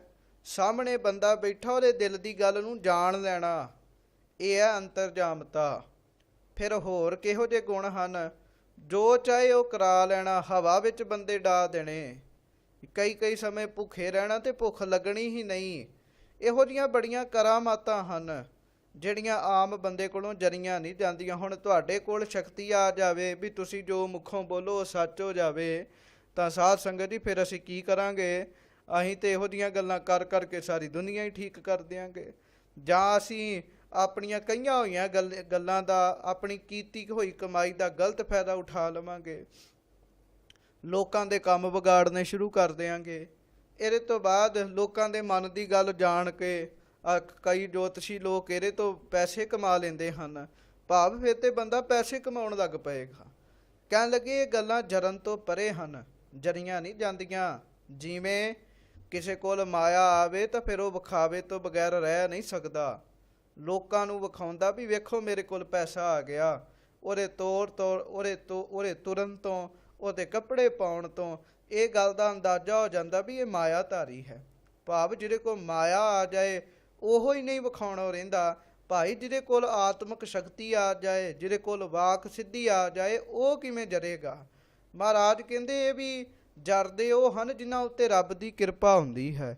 ਬੜੇ ਮਹਾਂਪੁਰਖ ਐਸੇ ਹੋਏ ਹਨ ਸਾਧ ਸੰਗਤ ਜੀ ਜਿਨ੍ਹਾਂ ਨੇ ਜਰ ਲਿਆ। ਸੰਤ ਗਿਆਨੀ ਗੁਰਬਚਨ ਸਿੰਘ ਜੀ ਖਾਲਸਾ ਜੀ ਪਿੰਡਰਾਂ ਵਾਲੇ ਕਹਿੰਦੇ ਸਨ, ਉਹ ਬਿਮਾਰ ਸਨ, ਸਰੀਰ ਪੱਖੋਂ ਥੋੜ੍ਹੀ ਸਿਹਤ ਢਿੱਲੀ ਸੀਗੀ, ਤੇ ਸਿੰਘਾਂ ਆਖਿਆ ਵੀ ਮਹਾਂਪੁਰਖੋ ਜਾਂ ਤੇ ਸਰੀਰ ਛੋਟਾ ਕਰ ਲਓ ਜਾਂ ਮੰਜਾ ਛੋਟਾ ਕਰ ਦਿਓ, ਅਸੀਂ ਤੁਹਾਨੂੰ ਦਰਵਾਜ਼ੇ ਤੋਂ ਬਾਹਰ ਖੜਨਾ ਹੈ।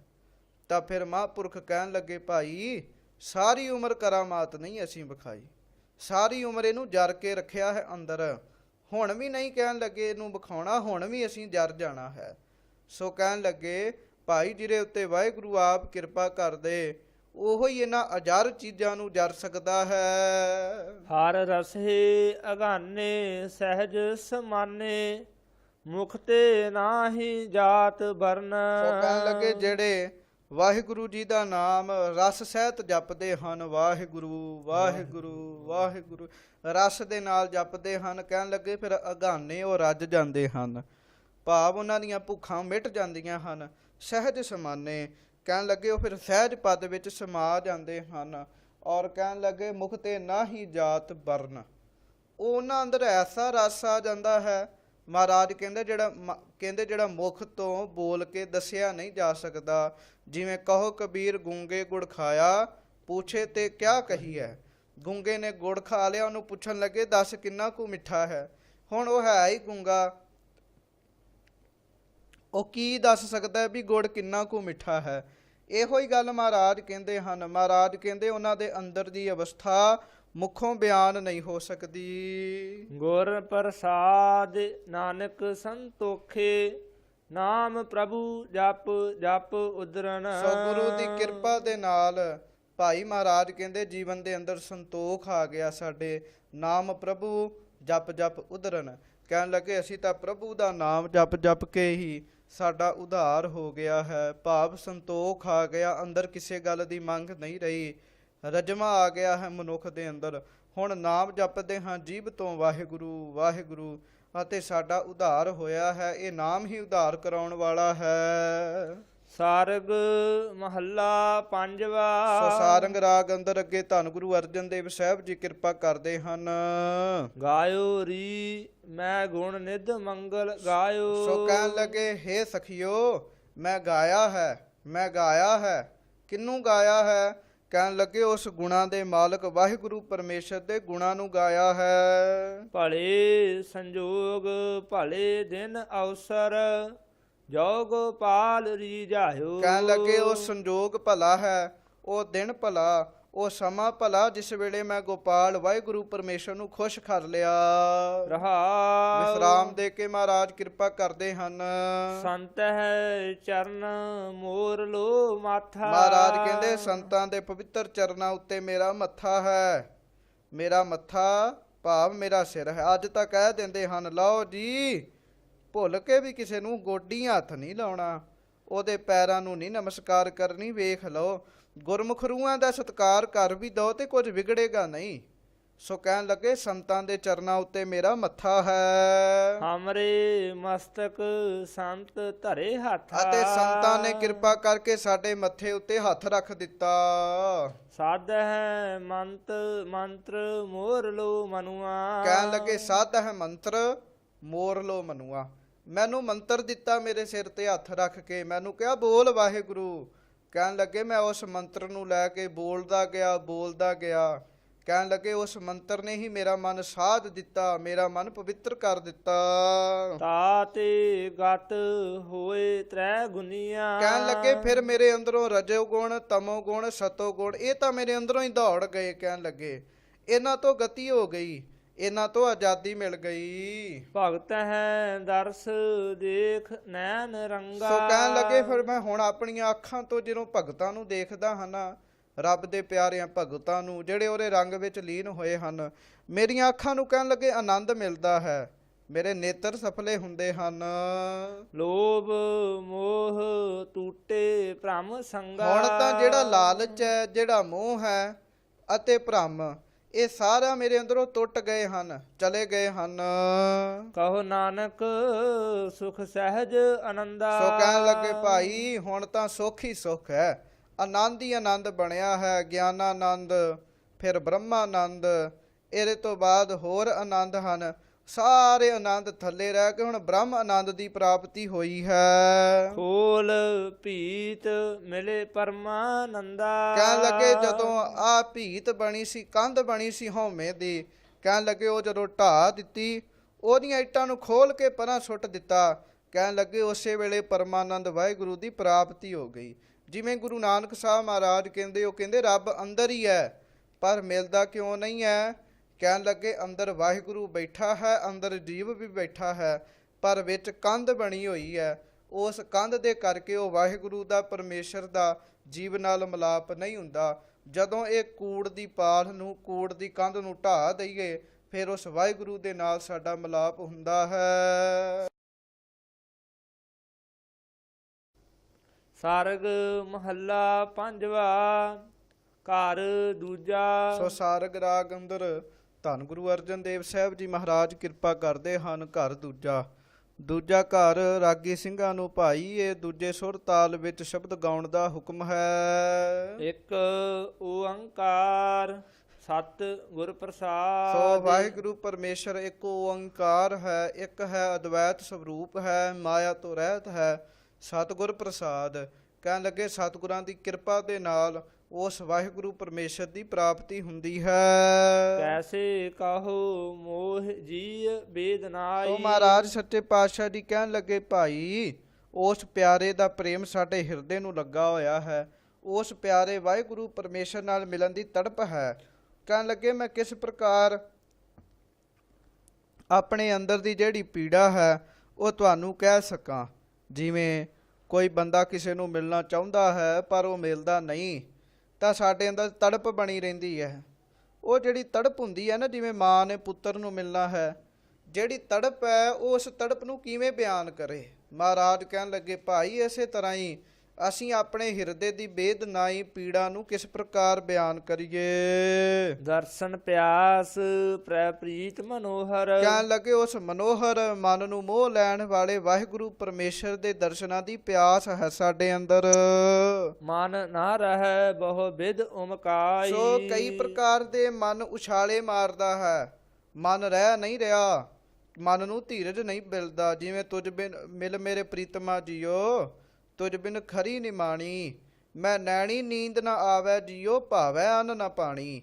ਸੋ ਕਹਿਣ ਲੱਗੇ ਹੁਣ ਮਨ ਕਈ ਪ੍ਰਕਾਰ ਦੇ ਉਛਾਲੇ ਮਾਰਦਾ ਹੈ। ਰਹਾਉ ਵਿਸ਼ਰਾਮ ਦੇ ਕੇ ਮਹਾਰਾਜ ਕਿਰਪਾ ਕਰਦੇ ਹਨ।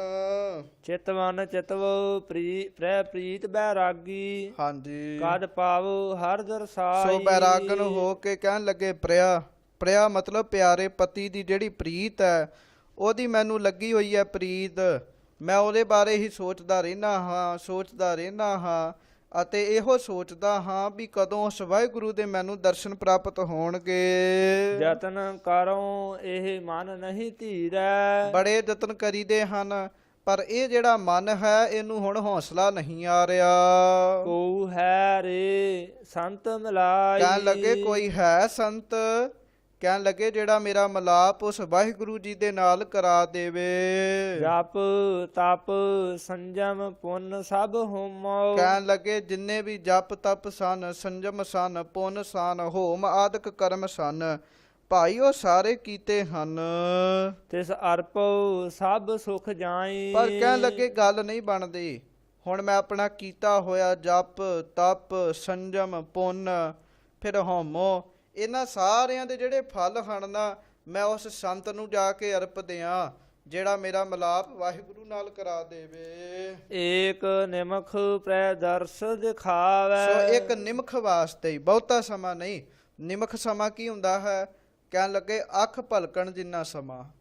ਕੋਈ ਇੰਨੇ ਸਮੇਂ ਵਿੱਚ ਹੀ ਮੈਨੂੰ ਪਿਆਰੇ ਵਾਹਿਗੁਰੂ ਦਾ ਦਰਸ਼ਨ ਕਰਾ ਦੇਵੇ, ਮੈਨੂੰ ਵਿਖਾ ਦੇਵੇ। ਤਿਸ ਸੰਤਨ ਕੈ ਬਲ ਤੇ ਜਾਈ, ਕਹਿਣ ਲੱਗੇ ਜੇ ਇੰਨੇ ਸਮੇਂ ਵਾਸਤੇ ਵੀ ਮੈਨੂੰ ਕੋਈ ਵਿਖਾ ਦੇਵੇ ਤਾਂ ਮੈਂ ਇੰਨੇ ਸਮੇਂ ਵਾਸਤੇ ਉਹਦੇ ਦਰਸ਼ਨ ਕਰਕੇ ਨਿਹਾਲ ਹੋ ਜਾਵਾਂ।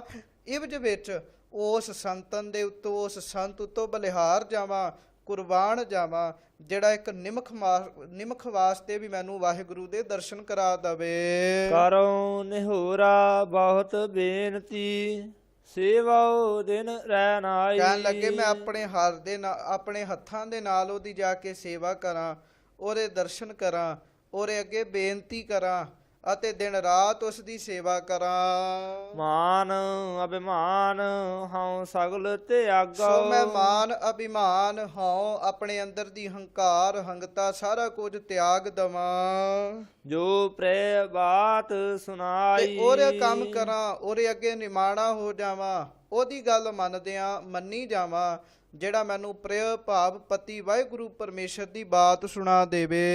ਦੇਖ ਚਰਿਤ੍ਰ ਭਈ ਹਉ ਬਿਸਮਨ, ਕਹਿਣ ਲੱਗੇ ਮੈਂ ਉਸ ਵਾਹਿਗੁਰੂ ਪਰਮੇਸ਼ਰ ਦੇ ਚਰਿੱਤਰ ਨੂੰ ਦੇਖ ਕੇ, ਜਿਹਨੂੰ ਭਾਈ ਗੁਰਦਾਸ ਸਾਹਿਬ ਜੀ ਇਹ ਗੱਲ ਕਹਿੰਦੇ ਹਨ, ਸੁਪਨ ਚਰਿੱਤਰ ਚਿੱਤਰ ਬਾਨਕ ਬਨੇ ਬਚਿੱਤਰ, ਪਾਵਨ ਪਵਿੱਤਰ ਮਿੱਤਰ ਆਜ ਮੋਰੈ ਆਏ ਹੈ।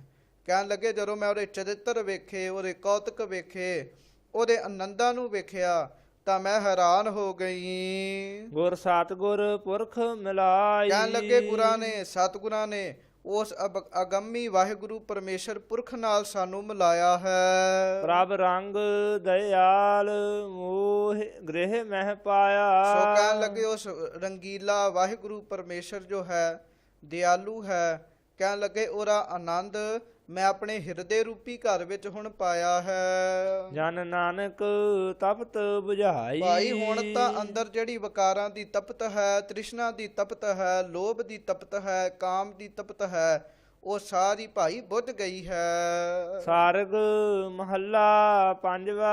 ਸੋ ਕਹਿਣ ਲੱਗੇ ਸਾਰੰਗ ਰਾਗ ਅੰਦਰ ਧੰਨ ਗੁਰੂ ਅਰਜਨ ਦੇਵ ਸਾਹਿਬ ਜੀ ਕਿਰਪਾ ਕਰਦੇ ਹਨ। ਰੇ ਮੂੜੇ ਤੂੰ ਕਿਉਂ ਸਿਮਰਤ ਅਬ ਨਾਹੀ, ਸੋ ਮਹਾਰਾਜ ਸੱਚੇ ਪਾਤਸ਼ਾਹ ਜੀ ਇਹ ਉਪਦੇਸ਼ ਆਤਮਕ ਸ਼ਬਦ ਵਰਤ ਰਹੇ ਹਨ। ਕਹਿਣ ਲੱਗੇ ਓਏ ਮੂਰਖਾ, ਤੂੰ ਉਸ ਵਾਹਿਗੁਰੂ ਪਰਮੇਸ਼ਰ ਨੂੰ ਹੁਣ ਕਿਉਂ ਨਹੀਂ ਯਾਦ ਕਰਦਾ। ਨਰਕ ਘੋਰ ਮਹਿ ਉਰਦ ਤਪ ਕਰਤਾ, ਨਿਮਖ ਨਿਮਖ ਗੁਣ ਗਾਹੀ। ਕਹਿਣ ਲੱਗੇ ਤੈਨੂੰ ਉਹ ਸਮਾਂ ਭੁੱਲ ਗਿਆ ਜਦੋਂ ਤੂੰ ਮਾਂ ਦੇ ਉਦਰ ਵਿੱਚ, ਸਾਧ ਸੰਗਤ ਜੀ ਜਿਹੜਾ ਮਾਂ ਦਾ ਉਦਰ ਹੈ, ਜਿਹੜਾ ਮਾਂ ਦਾ ਪੇਟ ਹੈ, ਉਹਦੇ ਵਿੱਚ ਜਦੋਂ ਬੱਚਾ ਰਹਿੰਦਾ ਹੈ ਪੁੱਠਾ ਲਟਕਿਆ ਹੁੰਦਾ ਹੈ, ਸਿਰ ਠਾਹ ਨੂੰ ਹੁੰਦਾ ਹੈ, ਪੈਰ ਤਾਂ ਨੂੰ ਹੁੰਦੇ ਹਨ। ਸੋ ਮਹਾਂਪੁਰਖਾਂ ਨੇ ਉਸ ਮਾਂ ਦੇ ਪੇਟ ਨੂੰ ਕੁੰਭੀ ਨਰਕ ਆਖਿਆ ਹੈ। ਕਹਿੰਦੇ ਹਨ ਇਹ ਵੀ ਇੱਕ ਪ੍ਰਕਾਰ ਦਾ ਨਰਕ ਹੈ। ਕਹਿਣ ਲੱਗੇ ਚੇਤਾ ਭੁੱਲ ਗਿਆ ਮਾਂ ਦੇ ਪੇਟ ਰੂਪ ਉਦਰ ਵਿੱਚ, ਕਹਿਣ ਲੱਗੇ ਕੁੰਭੀ ਨਰਕ ਵਿੱਚ ਤੂੰ ਪੁੱਠਾ ਲਟਕ ਕੇ ਤਪ ਕਰਦਾ ਸਾਂ। ਉੱਥੇ ਤਾਂ ਨਿਮਖ ਨਿਮਖ ਗੁਣ ਗਾਹੀ, ਨਿਮਖ ਥੋੜੇ ਥੋੜੇ ਸਮੇਂ ਵਾਸਤੇ ਵੀ ਵਾਹਿਗੁਰੂ ਪਰਮੇਸ਼ਰ ਨੂੰ ਯਾਦ ਕਰਦਾ ਸੈਂ, ਭਾਵ ਉਸ ਵਾਹਿਗੁਰੂ ਨੂੰ ਤੂੰ ਭੁਲਾਉਂਦਾ ਨਹੀਂ ਸੈਂ। ਰਹਾਉ ਵਿਸਰਾਮ ਦੇ ਕੇ ਮਹਾਰਾਜ ਕਿਰਪਾ ਕਰਦੇ ਹਨ।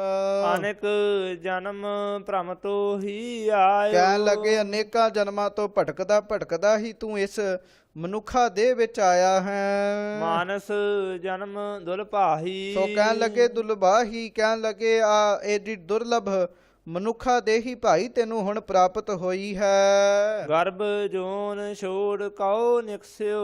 ਹਾਂਜੀ, ਤਉ ਲਾਗੋ ਅਨ ਠਾਹੀ। ਕਹਿਣ ਲੱਗੇ ਪਰ ਪਹਿਲਾਂ ਤੇ ਤੂੰ ਮਾਂ ਦੇ ਪੇਟ ਵਿੱਚ ਵਾਹਿਗੁਰੂ ਨਾਲ ਚੀਤੀ ਲਾਈ ਰੱਖਿਆ ਸੀ, ਚੇਤਾ ਲਾ ਰੱਖਿਆ ਸੀ, ਪ੍ਰੀਤ ਵਾਹਿਗੁਰੂ ਨਾਲ ਲੱਗੀ ਸੀ। ਪਰ ਜਿਉਂ ਹੀ ਮਾਂ ਦੀ ਕੁੱਖੋਂ ਵਾਹਿਗੁਰੂ ਪੇਟੋਂ ਬਾਹਰ ਆਇਆ ਹੈ, ਕਹਿਣ ਲੱਗੇ ਨਿਕਲਦਿਆਂ ਸਾਰੀ ਤੇਰਾ ਮਨ ਹੋਰ ਕਿਤੇ ਲੱਗ ਗਿਆ ਹੈ, ਪਦਾਰਥਾਂ ਵਿੱਚ ਲੱਗ ਗਿਆ ਹੈ। ਸੱਚੀ ਗੱਲ ਹੈ, ਮਹਾਰਾਜ ਸੱਚੇ ਪਾਤਸ਼ਾਹ ਬਾਣੀ 'ਚ ਹੋਰ ਥਾਵਾਂ ਤੇ ਵੀ ਲਿਖਦੇ ਹਨ, ਵਿੱਚੋਂ ਗਰਭੈ ਨਿਕਲ ਆਇਆ ਖਸਮ ਵਿਸਾਰ ਦੁਨੀ ਚਿਤ ਲਾਇਆ। ਕਹਿਣ ਲੱਗੇ ਮਾਂ ਦੀ ਕੁੱਖੋਂ ਜਦੋਂ ਬਾਹਰ ਨਿਕਲ ਗਿਆ ਤਾਂ ਖਸਮ ਰੱਬ ਨੂੰ ਭੁੱਲ ਗਿਆ ਤੇ ਦੁਨੀਆ ਨਾਲ ਚਿੱਤ ਲਾ ਲਿਆ। ਇਸੇ ਤਰ੍ਹਾਂ ਮਹਾਰਾਜ ਗੁਰੂ ਨਾਨਕ ਸਾਹਿਬ ਪਹਿਰਿਆਂ ਦੀ ਬਾਣੀ 'ਚ ਕਿਰਪਾ ਕਰਦੇ, ਉਹ ਕਹਿੰਦੇ ਪਹਿਲੇ ਪੈਰੈ ਰਹਿਣ ਕੈ ਬਣ ਜਾ ਰਿਹਾ ਮਿੱਤਰਾ ਹੁਕਮ ਭਇਆ ਗਰਭਾਸ। ਪਹਿਲੇ ਪਹਿਰ ਵਿੱਚ ਜ਼ਿੰਦਗੀ ਦੇ ਮਾਂ ਤੇ ਪਿਤਾ ਦਾ ਸੰਜੋਗ ਹੋਇਆ ਤੇ ਤੂੰ ਮਾਂ ਦੀ ਕੁੱਖ ਵਿੱਚ ਆ ਕੇ ਟਿਕ ਗਿਆ। ਕਹਿਣ ਲੱਗੇ ਉਹਦੇ ਤੋਂ ਬਾਅਦ ਸਮਾਂ ਐਸਾ ਬਦਲਦਾ ਗਿਆ। ਕਹਿਣ ਲੱਗੇ ਜਦੋਂ ਤੂੰ ਮਾਂ ਦੀ ਕੁੱਖ ਵਿੱਚੋਂ ਬਾਹਰ ਆਇਆ, ਕਹਿਣ ਲੱਗੇ ਫਿਰ ਹੱਥੋਂ ਹੱਥ ਨਚਾਈਐ ਬਣ ਜਾ ਰਿਹਾ ਮਿੱਤਰਾ। ਜਿਹਨੂੰ ਇਹ ਵੀ ਆਖਿਆ ਵੀ ਦੂਜਾ ਪਹਿਰਾ ਰਹਿਣ ਕਹਿ ਬਣ ਜਾ ਰਿਹਾ ਮਿੱਤਰਾ, ਵਿਸਰ ਗਿਆ ਧਿਆਨ, ਵਾਹਿਗੁਰੂ ਨਾਲੋਂ ਧਿਆਨ ਚੇਤਾ ਭੁੱਲ ਗਿਆ। ਇਹੋ ਗੱਲ ਹੀ ਗੁਰੂ ਅਰਜਨ ਸਾਹਿਬ ਮਹਾਰਾਜ ਕਹਿੰਦੇ ਹਨ। ਉਹ ਕਹਿੰਦੇ ਗਰਭ ਜੋਨ ਛੋੜ ਜੋ ਨਿਕਸਿਓ। ਭਾਈ ਮਾਤਾ ਦੀ ਕੁੱਖ ਛੱਡ ਕੇ ਜਿਉਂ ਹੀ ਤੂੰ ਸੰਸਾਰ ਵਿੱਚੋਂ ਵਾਹਿਗੁਰੂ ਮਾਂ ਦੀ ਕੁੱਖ ਵਿੱਚੋਂ ਬਾਹਰ ਆਇਆ ਹੈ, ਤੋ ਲਾਗੋ ਅਨਠਾਹੀ। ਕਹਿਣ ਲੱਗੇ ਉਰੋਂ ਦਾ ਧਿਆਨ ਤੇਰਾ ਹੋਰ ਪਦਾਰਥਾਂ ਵਿੱਚ ਲੱਗ ਗਿਆ ਹੈ। ਕਰਹਿ ਬੁਰਾਈ ਠਗਾਈ ਦਿਨ ਰੈਨ ਨਿਫਲ ਕਰਮ ਕਮਾਹੀ। ਸੋ ਹੁਣ ਭਾਈ ਦਿਨ ਰਾਤ ਹੀ ਤੂੰ ਬੁਰਾਈ ਕਰਦਾ ਰਹਿਣਾ ਹੈ, ਲੋਕਾਂ ਨੂੰ ਠੱਗਦਾ ਰਹਿਣਾ ਹੈ। ਇਧਰੋਂ ਝੂਠ ਬੋਲ ਲਿਆ, ਉਧਰੋਂ ਮਾਇਆ ਲੈ ਲਈ। ਕਹਿਣ ਲੱਗੇ ਠੱਗੀਆਂ ਮਾਰੀ ਜਾਣਾ ਹੈ। ਔਰ ਕਹਿਣ ਲੱਗੇ ਨਿਫਲ ਕਰਮ ਕਮਾਹੀ, ਬੁਰਾਈ ਕਰਦਿਆਂ ਉਹ ਕੰਮ ਕਰਦਾ ਹੈ ਜਿਨ੍ਹਾਂ ਦਾ ਫਲ ਹੀ ਕੋਈ ਨਹੀਂ ਹੈ। ਕਣ ਨਾਹੀ ਤੁਹਿ ਗਾਹਣ ਲਾਗੇ ਧਾਇ ਦੁਖ ਪਾਹੀ। ਕਹਿਣ ਲੱਗੇ ਜਿਵੇਂ ਕਣ ਭਾਵ ਅੰਨ ਵਿੱਚ ਹੈ ਨਹੀਂ, ਖਾਲੀ ਤੋਹਾਂ ਨੂੰ ਗਾਉਣ ਲੱਗ ਪਵੇ, ਕੋਈ ਖਾਲੀ ਬੋਰੀਆਂ ਨੂੰ ਹੀ ਲੈਣ ਲੱਗ ਪਵੇ, ਵਿੱਚ ਅੰਨ ਹੋਵੇ ਹੀ ਨਾ। ਕਹਿਣ ਲੱਗੇ ਉਸ ਪੁਰਸ਼ ਨੇ ਦੌੜ ਕੇ ਫਿਰ ਦੁੱਖ ਹੀ ਪਾਇਆ ਹੈ ਨਾ, ਆਪੇ ਹੀ ਕੰਮ ਕਰਕੇ ਆਪੇ ਜਿਵੇਂ ਦੁੱਖ ਨੂੰ ਪਾਉਂਦਾ ਹੈ। ਕਹਿਣ ਲੱਗੇ ਹੁਣ ਤਾਂ ਤੂੰ ਕਰਮ ਕਰੀ ਜਾਣਾ ਹੈ, ਰੱਬ ਨੂੰ ਭੁੱਲਾ ਬੈਠਾ ਹੈ। ਗੱਡੀ ਮਿਲ ਜਾਏ, ਕੋਠੀ ਮਿਲ ਜਾਏ, ਆ ਹੋ ਜਾਏ, ਹੁਣ ਤਾਂ ਧਿਆਨ ਤੂੰ ਇਹਨਾਂ ਕੰਮਾਂ ਵਿੱਚ ਲਾਇਆ ਹੈ, ਪਰ ਬਾਅਦ ਵਿੱਚ ਤੈਨੂੰ ਦੁੱਖ ਮਿਲੇਗਾ। ਮਿਥਿਆ ਸੰਗ ਕੂੜ ਲਪਟਾਇਓ ਉਰਜ ਪਰਿਓ ਕੁਸ ਮਾਹੀ। ਕਹਿਣ ਲੱਗੇ ਐਵੇਂ ਝੂਠੇ ਪਦਾਰਥਾਂ ਦੇ ਵਿੱਚ, ਮਿਥਿਆ ਸੰਬੰਧੀ ਭਾਵ ਝੂਠੇ ਪਦਾਰਥਾਂ ਵਿੱਚ ਤੂੰ ਲੰਪਟ ਹੋ ਰਿਹਾ ਹੈ। ਉਰਜ ਪਰਿਓ ਕੁਸਮਾਹੀ। ਕਹਿਣ ਲੱਗੇ ਭਾਵ ਕੁਸੰਬੇ ਰੰਗ ਵਾਂਗੂ ਹਨ ਇਹ ਸਾਰੇ ਪਦਾਰਥ। ਇਹਨਾਂ ਕੁਸੰਬੇ ਰੰਗ ਵਾਲੇ ਪਦਾਰਥਾਂ ਵਿੱਚ ਤੂੰ ਉਰਜ ਗਿਆ ਹੈ। ਭਾਵ ਇਹਨਾਂ ਪਦਾਰਥਾਂ ਨੇ ਜਾਣ ਲੱਗਿਆਂ ਸਮਾਂ ਨਹੀਂ ਲੱਗਣਾ। ਧਰਮ ਰਾਏ ਜਬ ਪਕਰਸ ਬਵਰੇ। ਹੇ ਬਵਰੇ, ਜਦੋਂ ਧਰਮ ਰਾਜਾ ਆ ਕੇ ਤੈਨੂੰ ਸਿਰ ਤੋਂ ਫੜ ਲਵੇਗਾ, ਤਉ ਕਾਲ ਮੁਖਾ ਉਠ ਜਾਹੀ। ਫਿਰ ਮਹਾਰਾਜ ਕਹਿਣ ਲੱਗੇ ਫਿਰ ਕਾਲਾ ਮੂੰਹ ਲੈ ਕੇ ਉੱਠ ਕੇ ਚਲੇ ਜਾਏਗਾ, ਕਾਲ ਦੇ ਮੁਖ ਵਿੱਚ ਪੈ ਜਾਏਗਾ, ਮੌਤ ਦੇ ਮੁਖ ਵਿੱਚ ਪੈ ਜਾਏਗਾ। ਮੁਖ ਤੇ ਲਾਹਨਤਾਂ ਦੀ ਕਾਲਕ ਲੱਗੀ ਹੋਵੇਗੀ। ਸੋ ਮਿਲਿਆ ਜੋ ਪ੍ਰਭੂ ਮਿਲਾਇਆ। ਸੋ ਪ੍ਰਭੂ ਦੇ ਨਾਲ ਤਾਂ ਭਾਈ ਉਹੋ ਹੀ ਮਿਲਿਆ ਹੈ ਜਿਸ ਨੂੰ ਪ੍ਰਭੂ ਨੇ ਗੁਰਾਂ ਨਾਲ ਮਿਲਾਇਆ ਹੈ। ਜਿਸ ਮਸਤਕ ਲੇਖ ਲਿਖਾਹੀ। ਅਤੇ ਧੁਰੋਂ ਜਿਹਦੇ ਚੰਗੇ ਲੇਖ ਲਿਖੇ ਹਨ। ਕਹੋ ਨਾਨਕ ਤਿਨ ਜਨ ਬਲਿਹਾਰੀ ਜੋ ਅਲਪ ਰਹੇ ਮਨ ਮਾਹੀ। ਸੋ ਮਹਾਰਾਜ ਸੱਚੇ ਪਾਤਸ਼ਾਹ ਜੀ ਕਹਿਣ ਲੱਗੇ ਭਾਈ ਮੈਂ ਉਹਨਾਂ ਗੁਰਮੁਖਾਂ ਤੋਂ ਬਲਿਹਾਰ ਜਾਂਦਾ ਹਾਂ, ਤੁਸੀਂ ਵੀ ਉਹਨਾਂ ਗੁਰਮੁਖਾਂ ਤੋਂ ਬਲਿਹਾਰ ਜਾਓ ਜਿਹੜੇ ਮਨ ਵਿੱਚ ਨਾਮ ਜਪਦੇ ਹਨ ਅਤੇ ਸੰਸਾਰ ਤੋਂ ਅਸੰਗ ਰਹਿੰਦੇ ਹਨ, ਜਪਦੇ ਰਹਿੰਦੇ ਹਨ ਵਾਹਿਗੁਰੂ ਵਾਹਿਗੁਰੂ ਵਾਹਿਗੁਰੂ ਵਾਹਿਗੁਰੂ ਵਾਹਿਗੁਰੂ, ਤੇ ਵਾਹਿਗੁਰੂ ਵਾਹਿਗੁਰੂ ਜਪਦੇ ਹਨ, ਸੰਸਾਰ ਵਿੱਚ ਰਹਿੰਦੇ ਹਨ, ਪਰ ਸੰਸਾਰ ਵਿੱਚ ਰਹਿ ਕੇ ਵੀ ਉਹ ਸੰਸਾਰ ਵਿੱਚ ਨਹੀਂ ਹਨ। ਕਾਰਨ ਕੀ ਹੈ? ਦੇਹ ਸੰਸਾਰ ਵਿੱਚ ਹੈ, ਪਰ ਜਿਹੜਾ ਮਨ ਹੈ, ਜਿਹੜੀ ਬੁੱਧੀ ਹੈ, ਉਹ ਨਿਰੰਕਾਰ ਦੇ ਨਾਲ ਜੁੜੀ ਹੋਈ ਹੈ। ਕਹਿਣ ਲੱਗੇ ਜਿਹੜੇ ਸੰਸਾਰ ਵਿੱਚ ਰਹਿ ਕੇ ਵਾਹਿਗੁਰੂ ਨਿਰੰਕਾਰ ਨਾਲ ਜੁੜੇ ਰਹਿੰਦੇ ਹਨ, ਮਨ ਨੂੰ ਵਾਹਿਗੁਰੂ ਨਾਲ ਜੋੜ ਕੇ ਰੱਖਦੇ ਹਨ, ਭਾਈ ਮੈਂ ਉਹਨਾਂ ਤੋਂ ਬਲਿਹਾਰ ਜਾਂਦਾ ਹਾਂ। ਸਾਰਗ ਮਹੱਲਾ ਪੰਜਵਾ। ਸੋ ਸਾਰਗ ਰਾਗ ਅੰਦਰ ਮਹੱਲਾ ਪੰਜਵਾਂ। ਧੰਨ ਗੁਰੂ ਅਰਜਨ ਦੇਵ ਸਾਹਿਬ ਜੀ ਕਿਰਪਾ ਕਰਦੇ ਹਨ।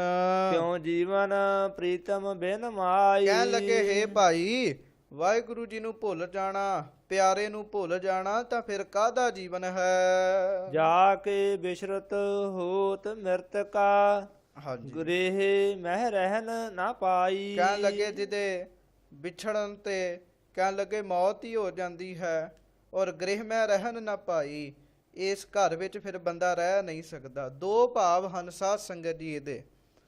ਇੱਕ ਤਾਂ ਪਿਆਰੇ ਵਾਹਿਗੁਰੂ ਪਰਮੇਸ਼ਰ ਤੋਂ ਬਗੈਰ ਮਿਲ ਕੇ ਰਿਹਾ ਨਹੀਂ ਜਾਂਦਾ, ਅਤੇ ਜੇ ਉਹਦੇ ਤੋਂ ਮਿਲ ਕੇ ਰਿਹਾ ਨਹੀਂ ਜਾਂਦਾ ਤੇ ਵਿਛੜ ਕੇ ਬੰਦਾ ਮਰ ਜਾਂਦਾ ਹੈ।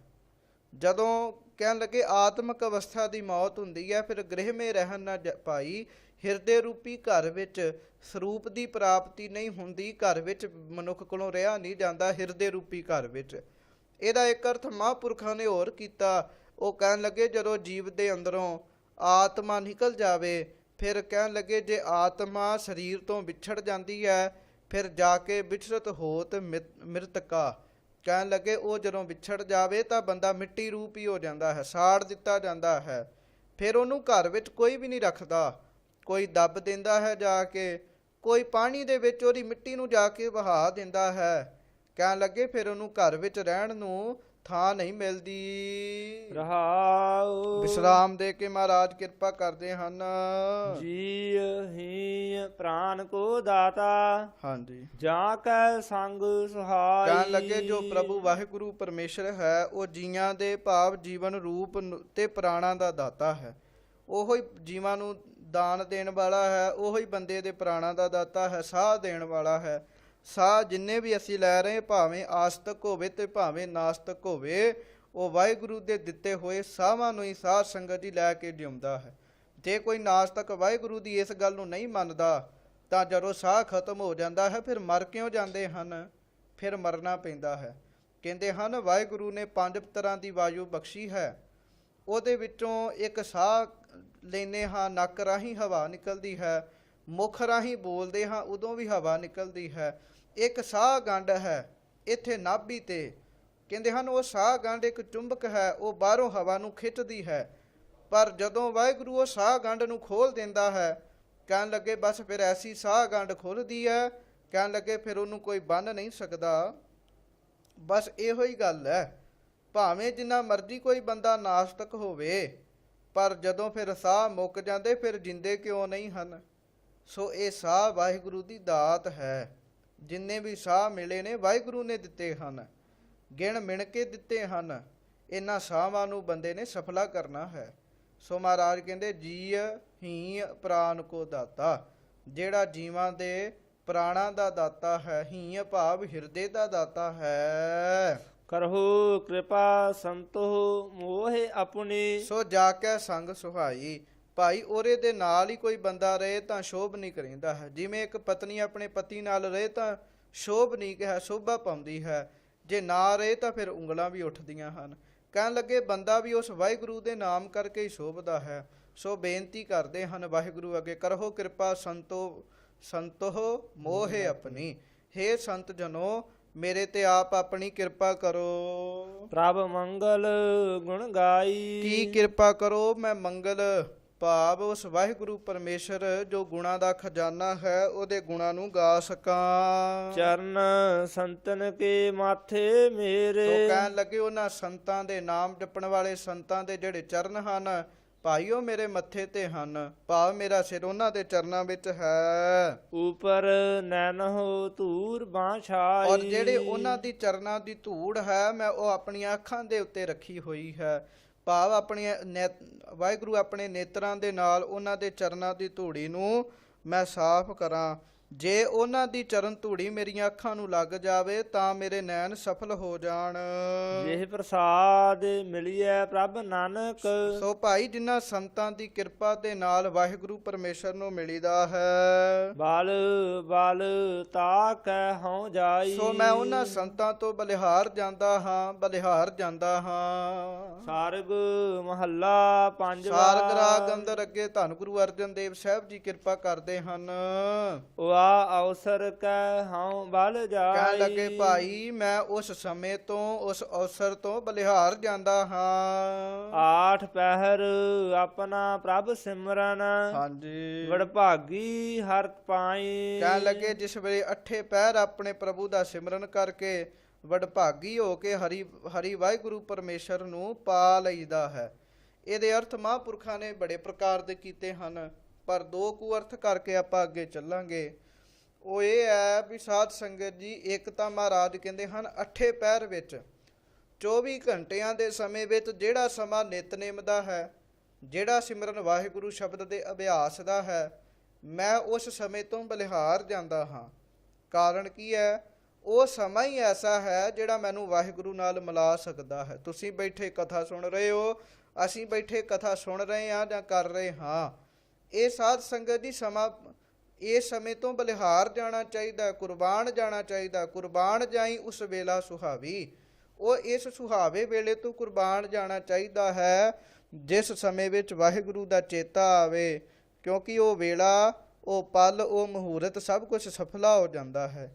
ਇੱਕ ਮਹਾਂਪੁਰਖ ਇਹ ਵੀ ਦੱਸਦੇ ਹਨ, ਭਾਈ ਅੱਠੇ ਪਹਿਰ ਜਿਹੜੇ ਵਾਹਿਗੁਰੂ ਦੇ ਗੁਣ ਗਾਉਂਦੇ ਹਨ, ਆਠ ਪਹਿਰ ਆਪਣਾ ਪ੍ਰਭ ਸਿਮਰਨ, ਅੱਠੇ ਪਹਿਰ ਜਿਹੜੇ ਵਾਹਿਗੁਰੂ ਦਾ ਸਿਮਰਨ ਕਰਦੇ ਹਨ, ਫਿਰ ਇੱਕ ਸਮਾਂ ਦਿਹਾੜੀ ਵਿੱਚ ਐਸਾ ਵੀ ਆਉਂਦਾ ਹੈ, ਅੱਠੇ ਪਹਿਰ ਜਪਦਿਆਂ ਉਹਨਾਂ ਦਾ ਮਨ ਜੁੜ ਜਾਂਦਾ ਹੈ, ਪਤਾ ਹੀ ਨਹੀਂ ਲੱਗਦਾ, ਫਿਰ ਇੱਕਮਿਕ ਹੋ ਜਾਂਦੇ ਹਨ। ਕਹਿਣ ਲੱਗੇ ਉਸ ਸਮੇਂ ਵਡਭਾਗੀ ਹੋ ਕੇ ਉਹ ਵਾਹਿਗੁਰੂ ਨੂੰ ਪ੍ਰਾਪਤ ਕਰਦੇ ਹਨ। ਸੋ ਮੈਂ ਉਸ ਸਮੇਂ ਤੋਂ ਵੀ ਬਲਿਹਾਰ ਜਾਂਦਾ ਹਾਂ। ਵਿਸ਼ਰਾਮ ਦੇ ਕੇ ਮਹਾਰਾਜ ਕਿਰਪਾ ਕਰਦੇ ਹਨ। ਭਲੋ ਕਬੀਰ ਦਾਸ ਦਾਸਨ ਕੋ। ਸੋ ਕਹਿਣ ਲੱਗੇ ਕਬੀਰ ਸਾਹਿਬ ਭਲੇ ਹਨ ਭਾਈ, ਜਿਹੜੇ ਰੱਬ ਦੇ ਦਾਸਾਂ ਦੇ ਵੀ ਦਾਸ ਬਣ ਗਏ, ਭਾਵ ਜਿਨ੍ਹਾਂ ਨੇ ਆਪਣੇ ਜੀਵਨ ਵਿੱਚ ਨਿਮਰਤਾ ਧਾਰਨ ਕਰ ਲਈ। ਕੋ ਊਤਮ ਸੈਨ ਜਨ ਨਾਈ। ਔਰ ਭਲੋ ਕਬੀਰ ਦਾਸ ਦਾਸਨ ਕੋ ਊਤਮ ਸੈਨ ਜਨ ਨਾਈ। ਕਹਿਣ ਲੱਗੇ ਨਾਈ ਬਰਾਦਰੀ ਦੇ ਸੈਣ ਜੀ, ਜਿਨ੍ਹਾਂ ਨੇ ਵਾਹਿਗੁਰੂ ਪਰਮੇਸ਼ਰ ਦੀ ਭਗਤੀ ਕੀਤੀ ਭਾਈ, ਉਹ ਵੀ ਉੱਤਮ ਹਨ ਇਸ ਸੰਸਾਰ ਵਿੱਚ। ਉਹ ਵਿਰਲਿਆਂ ਵਿੱਚੋਂ ਹਨ ਜਿਨ੍ਹਾਂ ਨੂੰ ਮਹਾਰਾਜ ਕਹਿੰਦੇ ਹਨ ਜਗ ਮਹਿ ਊਤਮ ਕਾਂਢੀਆਂ ਹੈ ਵਿਰਲੇ ਕੇ ਵਿਰਲੇ ਗਿਣੇ ਜਾਂਦੇ ਹਨ ਉੱਤਮ। ਸੋ ਕਹਿਣ ਲੱਗੇ ਭਗਤ ਸੈਣ ਜੀ ਮਹਾਰਾਜ ਉਹਨਾਂ ਵਿੱਚੋਂ ਹੀ ਹਨ, ਸੰਸਾਰ ਵਿੱਚੋਂ ਉੱਤਮ ਹਨ। ਊਚ ਤੇ ਊਚ ਨਾਮ ਦਿਓ ਸਮਦਰਸੀ। ਸੋ ਕਹਿਣ ਲੱਗੇ ਸਮਦ੍ਰਿਸ਼ਟੀ ਸੁਭਾਵ ਹੋਣ ਕਰਕੇ ਨਾਮਦੇਵ ਜੀ ਉੱਚਿਆਂ ਤੋਂ ਵੀ ਉੱਚੇ ਹੋ ਗਏ ਹਨ। ਭਾਵ ਇਹ ਹੈ ਸਮਦ੍ਰਿਸ਼ਟੀ, ਸਾਰੇ ਜੀਵਾਂ ਦੇ ਵਿੱਚ ਵਾਹਿਗੁਰੂ ਨੂੰ ਹੀ ਵੇਖਦੇ ਸਨ। ਰਵਿਦਾਸ ਠਾਕੁਰ ਬਣ ਆਈ। ਸੋ ਭਾਈ ਭਗਤ ਰਵਿਦਾਸ ਸਾਹਿਬ ਜੀ ਵੀ ਧੰਤਾ ਦੇ ਯੋਗ ਹਨ, ਜਿਨ੍ਹਾਂ ਦੀ ਠਾਕੁਰ ਦੇ ਨਾਲ ਪ੍ਰੀਤ ਬਣ ਆਈ ਹੈ। ਕਹਿੰਦੇ ਸਨ ਇੱਕ ਬ੍ਰਾਹਮਣ ਦੇ ਗਿਆ ਸੀਗਾ ਪਾਰਸ, ਆ ਲਓ ਪਾਰਸ, ਜਿੰਨਾ ਮਰਜ਼ੀ ਲੋਹਾ ਸਵਾਈ ਜਾਓ, ਸੋਨਾ ਬਣਾਈ ਜਾਓ ਤੇ ਅਮੀਰ ਹੋ ਜਾਓ। ਪਰ ਰਵਿਦਾਸ ਜੀ ਦੀ ਪ੍ਰੀਤੀ ਤਾਂ ਵਾਹਿਗੁਰੂ ਨਾਲ ਬਣ ਆਈ ਸੀ, ਉਹਨਾਂ ਪਾਰਸ ਵੱਲ ਵੇਖਿਆ ਹੀ ਨਹੀਂ। ਉਹ ਕਹਿਣ ਲੱਗੇ ਅਸਲੀ ਪਾਰਸ ਤਾਂ ਮੇਰੇ ਹਿਰਦੇ ਵਿੱਚ ਵਾਹਿਗੁਰੂ ਦਾ ਨਾਮ ਵਸਿਆ ਹੋਇਆ ਹੈ। ਸੋ ਉਹਨਾਂ ਨੇ ਆਪਣੀ ਬਾਣੀ ਵਿੱਚ ਵੀ ਇਹ ਕਿਹਾ ਹੈ, ਤੋਰੀ ਨਾ ਟੂਟੇ ਛੋਰੀ ਨਾ ਛੂਟੇ, ਐਸੀ ਮਾਧੋ ਖਿੰਚ ਤਨੀ, ਮੂੰਹ ਲਾਲਣ ਸਿਓ ਪ੍ਰੀਤ ਬਣੀ। ਕਹਿਣ ਲੱਗੇ ਮੇਰੀ ਤਾਂ ਵਾਹਿਗੁਰੂ ਨਾਲ ਪ੍ਰੀਤ ਬਣ ਗਈ ਹੈ, ਹੁਣ ਉਹ ਤੋੜਿਆਂ ਟੁੱਟਦੀ ਨਹੀਂ ਹੈ, ਖਿੱਚੀ ਵੀ ਨਹੀਂ ਜਾਂਦੀ, ਐਸੀ ਡੂੰਘੀ ਪ੍ਰੀਤ ਬਣ ਆਈ ਹੈ। ਸੋ ਉਹਨਾਂ ਨੇ ਬਾਣੀ ਵਿੱਚ ਹੋਰ ਥਾਵਾਂ ਤੇ ਵੀ ਇਹ ਗੱਲ ਆਖੀ ਹੈ। ਸੋ ਐਸੀ ਮਾਧੋ ਖਿੰਚ ਤਨੀ ਦੇ ਥਾਂ ਤੇ ਹੋਰ ਵੀ ਕਈ ਥਾਵਾਂ ਤੇ ਆਖਿਆ ਹੈ, ਮਾਧੋ ਤੁਮ ਨਾ ਤੋਰੋ ਤੋ ਹਮ ਨਹੀਂ ਤੋਰੈ, ਸਾਚੀ ਪ੍ਰੀਤ ਹਮ ਤੁਮ ਸਿਓ ਜੋੜੀ, ਤੁਮ ਸਿਓ ਜੋਰ ਅਵਰ ਸੰਗ ਤੋਰੀ। ਸੋ ਇਸ ਪ੍ਰਕਾਰ ਕਹਿਣ ਲੱਗੇ ਭਾਈ ਰਵਿਦਾਸ ਸਾਹਿਬ ਜੀ ਵੀ ਧੰਤਾ ਦੇ ਯੋਗ ਹਨ, ਜਿਨ੍ਹਾਂ ਦੀ ਪ੍ਰੀਤੀ ਉਸ ਵਾਹਿਗੁਰੂ ਦੇ ਨਾਲ ਬਣ ਆਈ ਹੈ। ਜੀਉ ਪਿੰਡ ਤਨ ਧਨ ਸਾਧਨ ਕਾ। ਕਹਿਣ ਲੱਗੇ ਇਸ ਕਰਕੇ ਆ ਜੀਓ ਭਾਵ ਸਰੀਰ, ਪਿੰਡਾ, ਹਿਰਦਾ, ਇਹ ਤਨ, ਫਿਰ ਧਨ ਪੈਸੇ, ਇਹ ਸਾਰੇ ਭਾਈ ਸਾਧੂਆਂ ਦੇ ਹਨ। ਇਹੋ ਮਨ ਸੰਤ ਰੇ ਨਾਈ। ਔਰ ਇਹ ਜਿਹੜਾ ਮੇਰਾ ਮਨ ਹੈ ਇਹ ਵੀ ਕਹਿਣ ਲੱਗੇ ਸੰਤਾਂ ਦੀ ਚਰਨ ਧੂੜੀ ਹੈ। ਸੰਤਾਂ ਦੀ ਚਰਨ ਧੂੜੀ ਹੀ ਇਹ ਮੇਰਾ ਮਨ ਮੰਗਦਾ ਹੈ। ਸੰਤ ਪ੍ਰਤਾਪ ਭਰਮ ਸਭ ਨਾਸੇ। ਸੋ ਸੰਤਾਂ ਦੀ ਕਿਰਪਾ ਦੇ ਨਾਲ ਹੀ ਭਾਈ ਜਿਹੜੇ 4 ਪ੍ਰਕਾਰ ਦੇ ਭਰਮ ਹਨ ਇਹਨਾਂ ਦਾ ਸਭ ਪ੍ਰਕਾਰ ਦੇ ਨਾਲ ਨਾਸ਼ ਹੋਇਆ ਹੈ। ਨਾਨਕ ਮਿਲੇ ਗੁਸਾਈ। ਅਤੇ ਗੁਸਾਈ ਵਾਹਿਗੁਰੂ ਪਰਮੇਸ਼ਰ ਉਹਨਾਂ ਦੀ ਮੈਨੂੰ ਪ੍ਰਾਪਤੀ ਹੋਈ ਹੈ। ਸੋ ਇੱਥੋਂ ਤੱਕ ਸਾਧ ਸੰਗਤ ਜੀ ਅਸੀਂ ਸਤਿਗੁਰਾਂ ਦੀ ਬਾਣੀ ਦੀ ਵਿਚਾਰ ਸੁਣੀ ਹੈ। ਮਹਾਰਾਜ ਕਿਰਪਾ ਕਰਨ ਇਹ ਵਿਚਾਰ ਸਾਡੇ ਹਿਰਦੇ ਵਿੱਚ ਵਸੇ। ਇਹਦੇ ਤੋਂ ਅੱਗੇ ਇੱਕ ਸ਼ਬਦ ਹੈ, ਆਪ ਜੀ ਉਸ ਦੇ ਵੀ ਅਰਥ ਸਰਵਣ ਕਰੋ। ਸਾਰਗ ਮਹੱਲਾ ਪੰਜਵਾ। ਅੱਗੋਂ ਫਿਰ ਸਾਰਗ ਰਾਗ ਅੰਦਰ ਧੰਨ ਗੁਰੂ ਅਰਜਨ ਦੇਵ ਸਾਹਿਬ ਜੀ ਕਿਰਪਾ ਕਰਦੇ ਹਨ। ਮਨੋਰਥ ਪੂਰੇ ਸਤਿਗੁਰ ਆਪੇ। ਸੋ ਕਹਿਣ ਲੱਗੇ ਸਤਿਗੁਰਾਂ ਨੇ ਆਪ ਹੀ ਸਾਡੀ ਜ਼ਿੰਦਗੀ ਦੇ ਸਾਰੇ ਮਨੋਰਥ ਸਾਡੀਆਂ ਇੱਛਾਵਾਂ ਪੂਰੀਆਂ ਕਰ ਦਿੱਤੀਆਂ ਹਨ। ਸਗਲ ਪਦਾਰਥ ਸਿਮਰਨ ਜਾ ਕੇ। ਭਾਈ ਜਿਸ ਦੇ ਸਿਮਰਨ ਕਰਕੇ ਵਾਹਿਗੁਰੂ ਦੇ ਸਿਮਰਨ ਕਰਕੇ ਸਾਨੂੰ ਸਾਰਾ ਕੁਝ ਪ੍ਰਾਪਤ ਹੋਇਆ ਹੈ। ਆਠ ਪਹਿਰ ਮੇਰੇ ਮਨ ਹੇ ਜਾਪੇ। ਮੇਰੇ ਮਨ 8 ਪਹਿਰ ਹੀ ਉਸ ਵਾਹਿਗੁਰੂ ਦਾ ਨਾਮ ਜਪਿਆ ਕਰ। ਆਓ ਤੁਸੀਂ ਵੀ ਜਪੋ, ਪ੍ਰੇਮ ਸਹਿਤ ਵਾਹਿਗੁਰੂ ਦਾ ਨਾਮ ਜਪੋ। ਵਾਹਿਗੁਰੂ ਵਾਹਿਗੁਰੂ ਵਾਹਿਗੁਰੂ ਵਾਹਿਗੁਰੂ ਵਾਹਿਗੁਰੂ ਵਾਹਿਗੁਰੂ ਵਾਹਿਗੁਰੂ ਵਾਹਿਗੁਰੂ। ਮਹਾਰਾਜ ਕਹਿੰਦੇ ਭਾਈ 8 ਪਹਿਰ ਹੀ ਉਸ ਵਾਹਿਗੁਰੂ ਜੀ ਦਾ ਨਾਮ ਜਪਿਆ ਕਰ। ਮਨ ਨੂੰ ਸਮਝਾਉਂਦੇ ਆ ਮਹਾਰਾਜ ਜੀ ਕਿਰਪਾ ਕਰਦੇ ਹਨ। ਰਹਾਉ ਵਿਸਰਾਮ ਦੇ ਕੇ ਮਹਾਰਾਜ ਹੋਰ ਕਿਰਪਾ ਕਰਦੇ ਹਨ। ਅੰਮ੍ਰਿਤ ਨਾਮ ਸੁਆਮੀ ਤੇਰਾ। ਹੇ ਸੁਆਮੀ ਵਾਹਿਗੁਰੂ ਪਰਮੇਸ਼ਰ ਜੀ ਤੁਹਾਡਾ ਨਾਮ ਮੁਰਦਿਆਂ ਨੂੰ ਵੀ ਜੀਵਨ ਦੇਣ ਵਾਲਾ ਅੰਮ੍ਰਿਤ ਹੈ। ਜੋ ਪੀਵੈ ਤਿਸ ਹੀ ਤ੍ਰਿਪਤਾਸ। ਸੋ ਜਿਹੜਾ ਵੀ ਤੁਹਾਡੇ ਨਾਮ ਅੰਮ੍ਰਿਤ ਰੂਪੀ ਜਲ ਨੂੰ ਛਕ ਲੈਂਦਾ ਹੈ ਉਹ ਫਿਰ ਤ੍ਰਿਪਤ ਹੋ ਜਾਂਦਾ ਹੈ, ਉਹਦੀ ਪਿਆਸ ਮੁੱਕ ਜਾਂਦੀ ਹੈ। ਜਨਮ ਜਨਮ ਕੇ ਕਿਲ ਬਿਖ ਨਾਸਹਿ। ਸੋ ਉਹਦੇ ਜਨਮਾਂ ਜਨਮਾਂਤਰਾਂ ਦੇ ਕਿਲ ਬਿਖ ਪਾਪ ਜਿਹੜੇ ਹਨ ਉਹ ਨਸ ਜਾਂਦੇ ਹਨ। ਆਗੈ ਦਰਗਹਿ ਹੋਏ ਖਲਾਸ। ਸੋ ਅੱਗੇ ਦਰਗਾਹ ਵਿੱਚ ਵੀ ਉਹਦੀ ਬੰਦ ਖਲਾਸੀ ਹੋ ਜਾਂਦੀ ਹੈ। ਦਰਗਾਹ ਵਿੱਚ ਵੀ ਉਹਦੀ ਇੱਜ਼ਤ ਹੁੰਦੀ ਹੈ ਜਿਹੜਾ ਨਾਮ ਰੂਪੀ ਅੰਮ੍ਰਿਤ ਭਾਈ ਛਕਦਾ ਹੈ। ਸਰਨ ਤੁਮਹਾਰੀ ਆਇਓ ਕਰਤੇ। ਹੇ ਕਰਤੇ ਪੁਰਖ ਵਾਹਿਗੁਰੂ ਪਰਮੇਸ਼ਰ ਜੀ ਇਸ ਕਰਕੇ ਅਸੀਂ ਤੁਹਾਡੀ ਸ਼ਰਨ ਵਿੱਚ ਆਏ ਹਾਂ। ਪਾਰ ਬ੍ਰਹਮ ਪੂਰਨ ਅਵਿਨਾਸ਼। ਤੁਸੀਂ ਪਾਰ ਬ੍ਰਹਮ ਹੋ, ਹਰ ਥਾਂ ਉੱਤੇ ਪੂਰਨ ਹੋ, ਪਰਿਪੂਰਨ ਹੋ, ਅਬਿਨਾਸ਼ ਹੋ, ਨਾਸ ਤੋਂ ਰਹਿਤ ਹੋ। ਕਰ ਕਿਰਪਾ ਤੇਰੇ ਚਰਨ ਧਿਆਵੋ। ਸੋ ਆਪ ਕਿਰਪਾ ਕਰੋ ਸਾਡੇ ਤੇ ਮਿਹਰ ਕਰੋ, ਅਸੀਂ ਤੁਹਾਡੇ ਚਰਨਾਂ ਨੂੰ ਧਿਆਉਂਦੇ ਰਹੀਏ, ਭਾਵ ਤੁਹਾਡਾ ਨਾਮ ਵਾਹਿਗੁਰੂ ਵਾਹਿਗੁਰੂ ਜਪਦੇ ਹੀ ਰਹੀਏ। ਨਾਨਕ ਮਨ ਤਨ ਦਰਸ ਪਿਆਸ। ਸੋ ਕਹਿਣ ਲੱਗੇ ਮੇਰੇ ਤਾਂ ਮਨ ਤਨ ਵਿੱਚ ਤੁਹਾਡੇ ਦਰਸ਼ਨਾਂ ਦੀ ਹੀ ਪਿਆਸ ਲੱਗੀ ਪਈ ਹੈ। ਆਪ ਕਿਰਪਾ ਕਰੋ, ਮਿਹਰ ਕਰੋ ਸਾਡੇ ਤੇ। ਸੋ ਇਸ ਪ੍ਰਕਾਰ ਜਿਵੇਂ ਮਹਾਰਾਜ ਨੇ ਨਾਮ ਰੂਪੀ ਅੰਮ੍ਰਿਤ ਛਕਣ ਦਾ ਸਾਨੂੰ ਹੁਕਮ ਕੀਤਾ ਹੈ, ਭਾਈ ਖੰਡੇ ਬਾਟੇ ਦੀ ਪੌੜ ਛਕ ਕੇ ਗੁਰਮੰਤਰ ਲੈ ਕੇ ਗੁਰਮੰਤਰ ਦੀ ਕਮਾਈ ਕਰਕੇ ਨਾਮ ਰੂਪੀ ਅੰਮ੍ਰਿਤ ਨੂੰ ਆਪਾਂ ਸਾਰੇ ਹੀ ਛਕਣਾ ਕਰੀਏ। ਸਤਿਗੁਰੂ ਸਾਹਿਬ ਸੱਚੇ ਪਾਤਸ਼ਾਹ ਜੀ ਮਿਹਰ ਕਰਨ। ਇੱਥੋਂ ਤੱਕ ਵਿਚਾਰ ਕੀਤੀ ਗਈ ਹੈ। ਵਿਚਾਰ ਕਰਦਿਆਂ ਹੋਈਆਂ ਬੇਅੰਤ ਪ੍ਰਕਾਰ ਦੀਆਂ ਭੁੱਲਾਂ ਚੁੱਕਾਂ ਦੀ ਖਿਮਾ ਜੀ। 2 ਪੰਕਤੀਆਂ ਪੜ੍ਹ ਕੇ ਸਮਾਪਤੀ ਹੈ। ਸਰਨ ਤੁਮਾਰੀ ਆਇਓ ਕਰਤੇ। ਪਾਰ ਬ੍ਰਹਮ ਪੂਰਨ ਅਬਿਨਾਸ਼। ਕਰ ਕਿਰਪਾ ਤੇਰੇ ਚਰਨ ਧਿਆਵੋ। ਨਾਨਕ ਮਨ ਤਨ ਦਰਸ ਪਿਆਸ। ਵਾਹਿਗੁਰੂ ਜੀ ਕਾ ਖਾਲਸਾ ਵਾਹਿਗੁਰੂ ਜੀ ਕੀ ਫਤਿਹ।